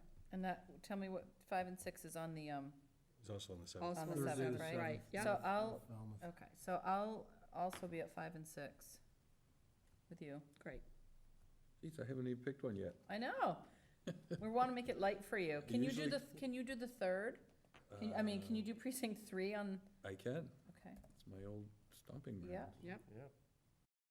Okay, so Doug and Sam will be at 1 and 2, I'll be at 1 and 2, but also 4 and 7 on the previous day. okay? And I'll be at 8 and 9, and then I'll be at 5 and 6. So it sounds like we have everything covered, right? Yep. Okay, great. So, how many meetings do we have 2 selectmen at? Should I double up on a couple more, or Oh, I think you're good. I think you're good. 3? I might go to 4 and 7 as well. We had a quick question. If 3 selectmen go to a precinct meeting, is that a problem? It's not the start of a really Probably bad not, 'cause joke. you're Three selectmen It walk into a does. precinct It meeting. does sound like It's always a problem. Yeah, exactly. It is, it's a problem if one of you speaks and Starts offers speaking. opinion on Right. substance. deliberating. If you all sit there quietly say and don't say anything, then you're okay. Okay, just curious. And Might be a mostly good if we're idea to gonna- not have three of you at a Yes. precinct meeting. Yeah, I was just deliberating curious. something that's gonna come before us. Right. But if it's something that's not gonna come before us, I guess that's the. Or Right. has come before you. Right, I mean, town meeting is just I mean, if some of those things get passed, it will come before us, right? I mean, it's coming before us at town meeting. No, It's hard to make a Yes. clean argument that it's It's okay. not going to come before you. Okay, just curious about that. I don't think we've ever, I feel like it's happened. Oh, it has. Yeah. Well, you know what, one But I think question we that haven't comes up- talked at those meetings in Right, general, but I do feel like I've been in a room where there's Town meeting been- activities, as I recall, are exempt from the open meeting law. I think that's So the right. precinct meetings may also be, actually, Okay, which is something we can double check, but I'm Okay. thinking they probably are. okay, can we just double check that? Because I Yeah. know I've been in a room with, 'Cause town I meeting mean, I know I've been in actions are some with exempt. Sam and Sue, and Right. we've both been there at like a 5 and 6 a couple of years ago, But the so. decision is gonna be made by town meeting, which Right. is 256 members, Right. not 5. Yeah. Right? Can we just check that? Just Yeah. out of Sure, yeah. point of We'll have Worth to you know, asking. curiosity. Yep. Worth Interest, yep. asking. Yeah, point of interest, thank you. Our Who's going to meetings 8, are 9, the- Megan, just you? So I probably would go to that too. Is our next meeting actually the ones before town meeting? Yes, on the Mhm. 12th, Um, same night. Because there are a lot of articles that are Board of Selectmen articles this year. That we should have some, I know where you're going with this, yes, we should have a plan. Right, as to Yes. who's going to either present, defend. The Um, champion, so to speak. I think it just goes to the chair. Yeah. There you go. And I'll just Or the- stare. Or the town manager. The Yeah. chair delegates, Done, double done. Yeah, I delegate to the, the Town chair manager. delegates who does what, right? Right. So, Oh, there you go. either do it or let us know you want us to cover them. Yeah. As you- Privilege of as the you see chair. them. yep, okay, that's fine. Perfect. So send an email out to that effect. Great. Just Mhm. assigning if that's Yep. appropriate. Okay. Minutes. I actually. September 23rd. Sure. Doug, could you just run the minutes? I just have to use the ladies' room. Yep. Just run that portion of the. I move approval of the open session meetings of Monday, October 7th, and release to the public. Second? All in favor? Aye. Aye. It's approved. And I also reviewed the executive session minutes of October 7th, 2019, and I move approval and not release to the public. Second? Is there a second? Second? Second, Okay. of Doug. And all those in favor? Aye. Aye. That's approved. And Do we have the executive session? Individual selectmen's report? what about the minutes of all those turbine litigation? Are we discussing that tonight, or was that just for our information? No, that, Potentially for discussion tonight, if you care to. Well, has anybody We can read carry them that to the all? I next mean, one. I read all the ones that I was involved in, and beyond that, if the town council's ready to release them, I would say go ahead, because they don't relate to me, so how do I approve or correct? wasn't there an issue with the fact that the minutes covered more than one topic? And so to say, to release it, Yeah, Diana split them up. she has? Yeah, Oh, In that packet. the package she I didn't. emailed. I didn't get that. Was it just electronic? Yes. Yeah, just an I email. Probably missed it. So that should be carried over. I don't know that you guys should carry it over because of my lack of awareness. Well, there are minutes that You have split it up. relate to us as well. How about I read the Been first reviewed. column of dates tonight, and we'll do the next column at the next meeting? That's Just fine. because it is, I don't think we can just say we're going to approve all of them, but we actually need to list them by Ideally. date. Yeah. Well, the next meeting's gonna be shorter, so it may have to wait for another month. These are all wind turbine-related executive session minutes, and Right. our litigation is done with that, so So we can, I'm sorry, we can vote to release even though we, we have to. right, it doesn't matter that we weren't members, it's just now. It has to be, because Okay. Well, some There's of no them we alternative. were, because Okay. it goes right up to current day Right, I'm just seeing some business. from 2012, so that's fine. I just wanted Right. to make sure that we didn't, And again, I just want to, Doug, to reinforce Megan's point, it doesn't matter whether you were on the board or not, you can still vote to release them. Well, I understand that, but just, all right, go ahead. So I'm voting to release the executive session minutes for March 26, 2012, April 30th, 2012, May 7th, 2012, May 14th, 2012, June 11th, 2012, June 25th, 2012, Item 3, December 3rd, 2012. Item 2, April 1st, 2013. May 13th, 2013. May 20th, 2013. Item 1. June 30th, 2013. Item 1. June 17th, 2013. August 12th, 2013. Item 1. September 9th, 2013. October 17th, 2013. November 18th, 2013. November 20th, 2013. December 16th, 2013. Item 3. January 6th, 2014. Item 1. January 27th, 2014. March 24th, 2014. Item 2. April 14th, 2014. Item 2. May 19th, 2014. Item 2.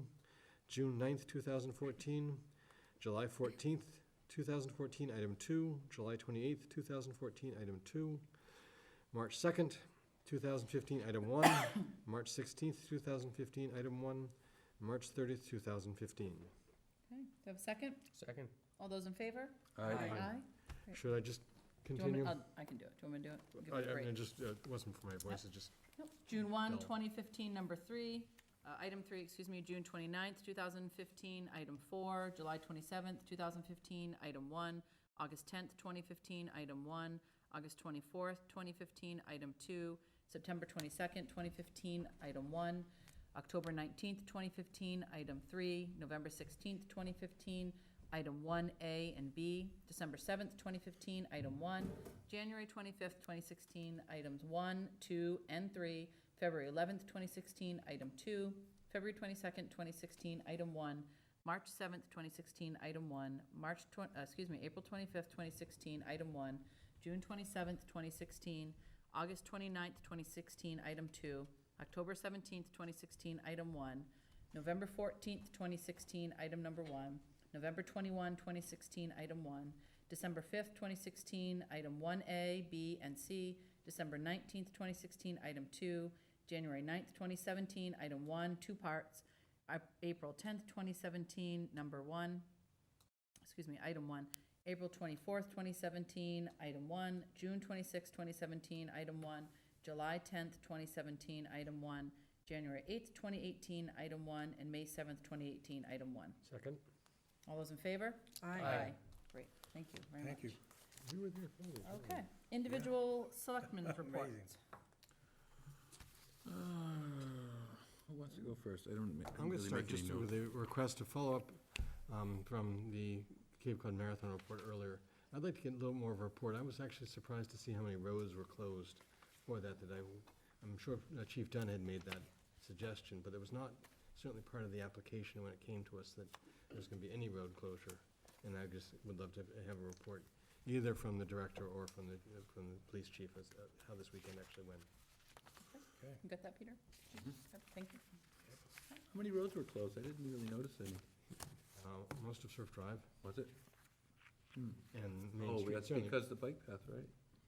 Well, No? so the Marathon route. the They Marathon changed route the completely flow. changed, so it was Right. all along the shore, Oh, back and that's forth, right. going both two directions. And certainly Main Street was closed for quite a while also for the finish. And the finish went on for about 2.5 hours. And I mean, I know road closures are up to us or up to the police chief whenever he feels it needs to be done for safety purposes. But Right. I just would, it was not something we had discussed that any roads were going to be closed for this. And next time when we discuss it, I'd just like to have that be Yeah, and just to Part of make the- it public, so Right. that Yes. people sort of have some idea that that's happening. Part So of it the should be part of the discu- presentation. Yeah, I think good it's an point. excellent point. Go ahead, Doug. Do you want to go ahead first, Sam? I Sure. didn't make notes for that. I got to refresh my Did attend memory. the West Falmouth Village Association meeting relative to the fire station considerations. The Falmouth Friends of Nopska board meeting was held recently, and works continue on the outside.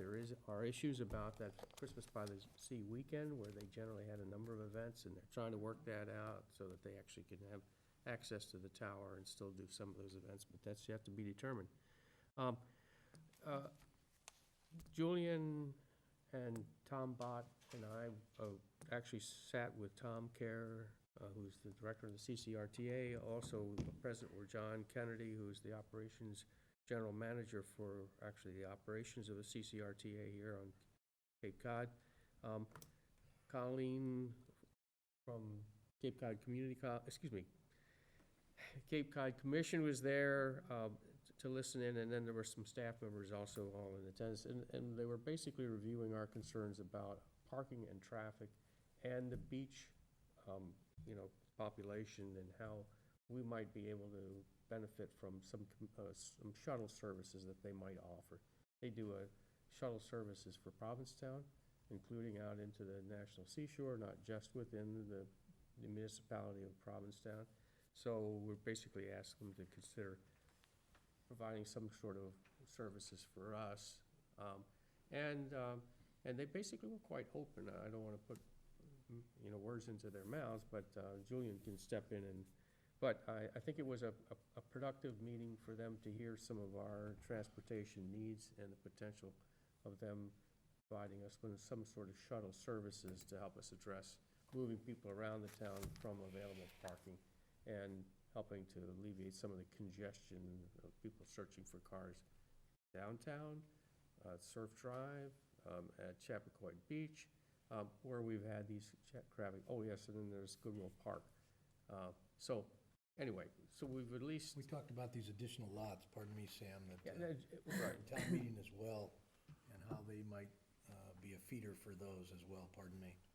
Just No, no, expand upon that. I think that's an important Very point, and I might not have mentioned that, so, thank you. So that was a good meeting to at least start the thinking process, a brainstorming session, if you will, but nothing more, no decisions made.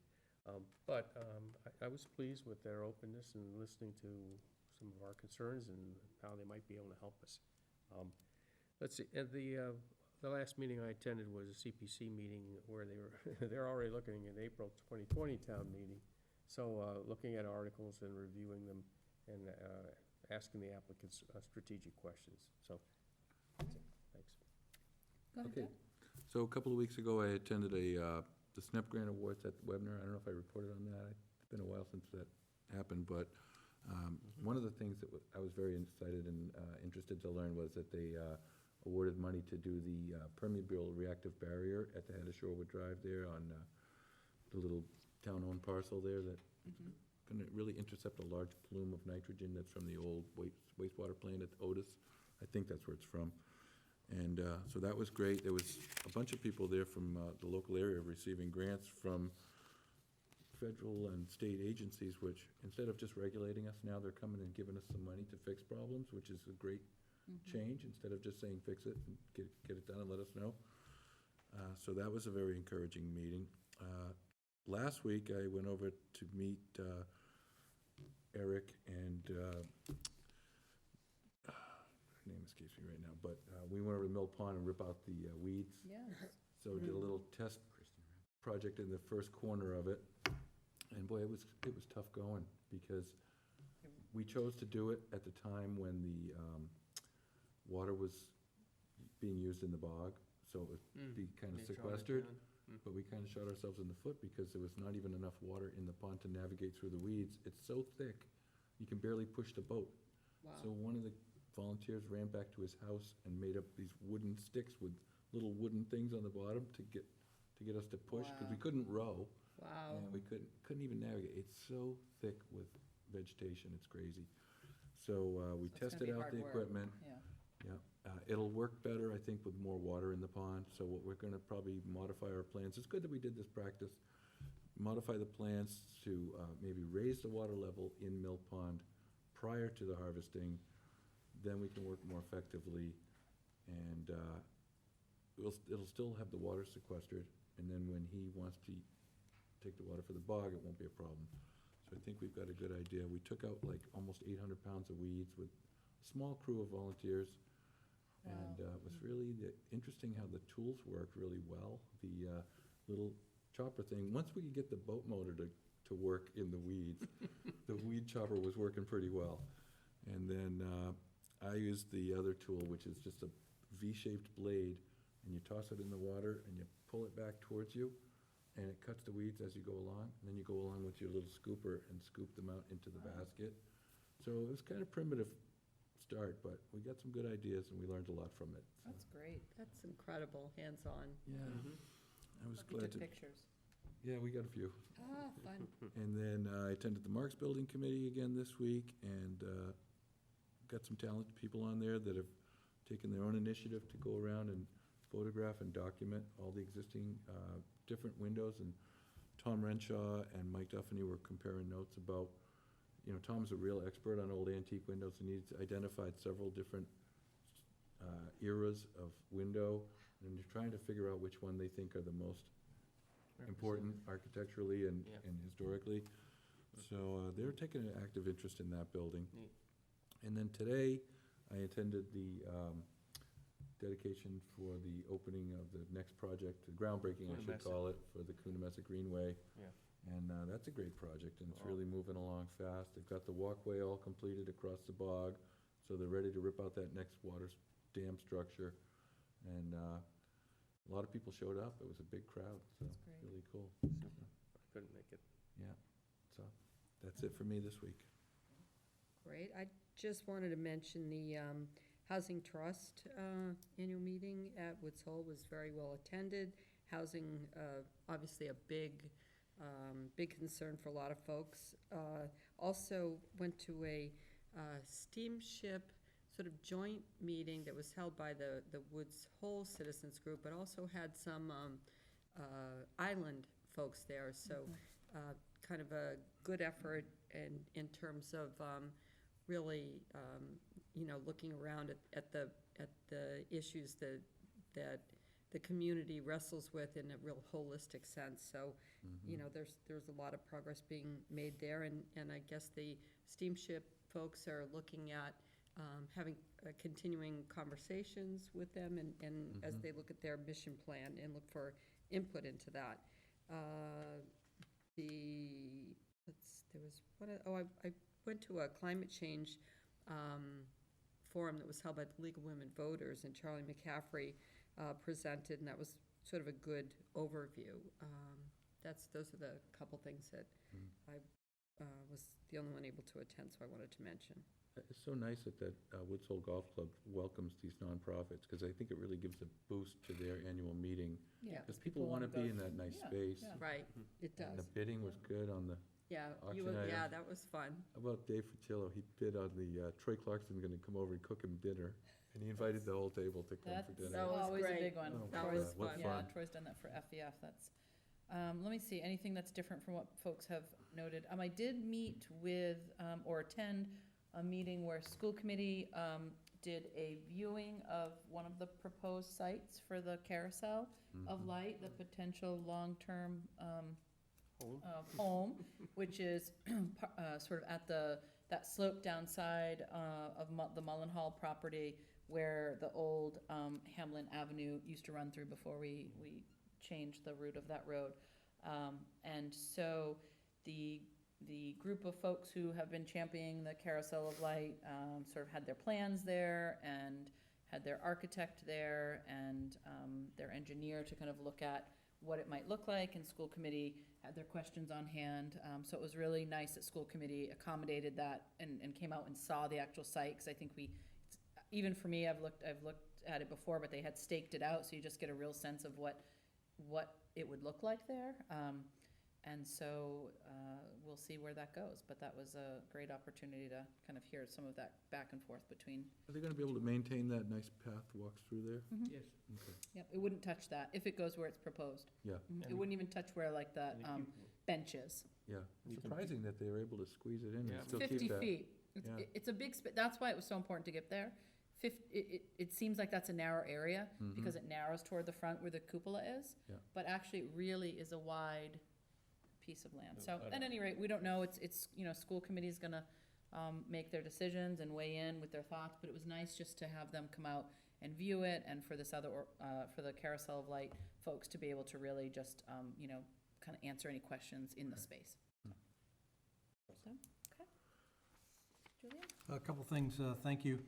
I attended the Finance Committee's final deliberative session prior to November town meeting back on Tuesday, the 15th of October. And I was pleased to attend and participate in the ZBA work session, which was held on Saturday morning, October 19th, here at Selectmen's Meeting Room at Town Hall. It was informative and productive, and gathering intended to facilitate effective operations and collaboration as well. On Friday, October 18th, I joined Chief Dunn in attending the presentation awards at the State House in Boston for the Hannah Memorial Awards for Bravery, and police officers Ryan Moore and Donald D. Miranda were well-deserving recipients of these prestigious awards. On Thursday, October 24th, I joined in the latest walkthrough of the construction site of the new senior center. Progress continues, and the board may have noted the parking lot line striping, landscaping has been in progress recently. And let's see, on March 24th, Thursday, I also attended, along with Doug, as he noted, the twice-monthly meeting of the Marks Building Advisory Committee. And let's see, as we've noted, the downtown decorations for the Halloween holiday, quote-unquote, were in full swing this past weekend. And other than the Sunday rain, a good time was had by all. And I just wanted to note that in our view screen up here is the Heights Beach after the replenishment occurs. Pretty I close. was thinking the same thing. Yeah, we will vote that again immediately, and Is that the casino at the end? I yeah, think, there? exactly. I don't think That's great. Concom would approve some of that construction, though. Yeah, it's pretty tough. Maybe not. Thank you. That's great. What about that new jetty? The spiral jetty down there at the end? Yeah. There it is. Peter, anything from you? Awesome. Okay, done. I move we adjourn. Second? All done. All those in favor? Aye, okay, thank you. Thank you.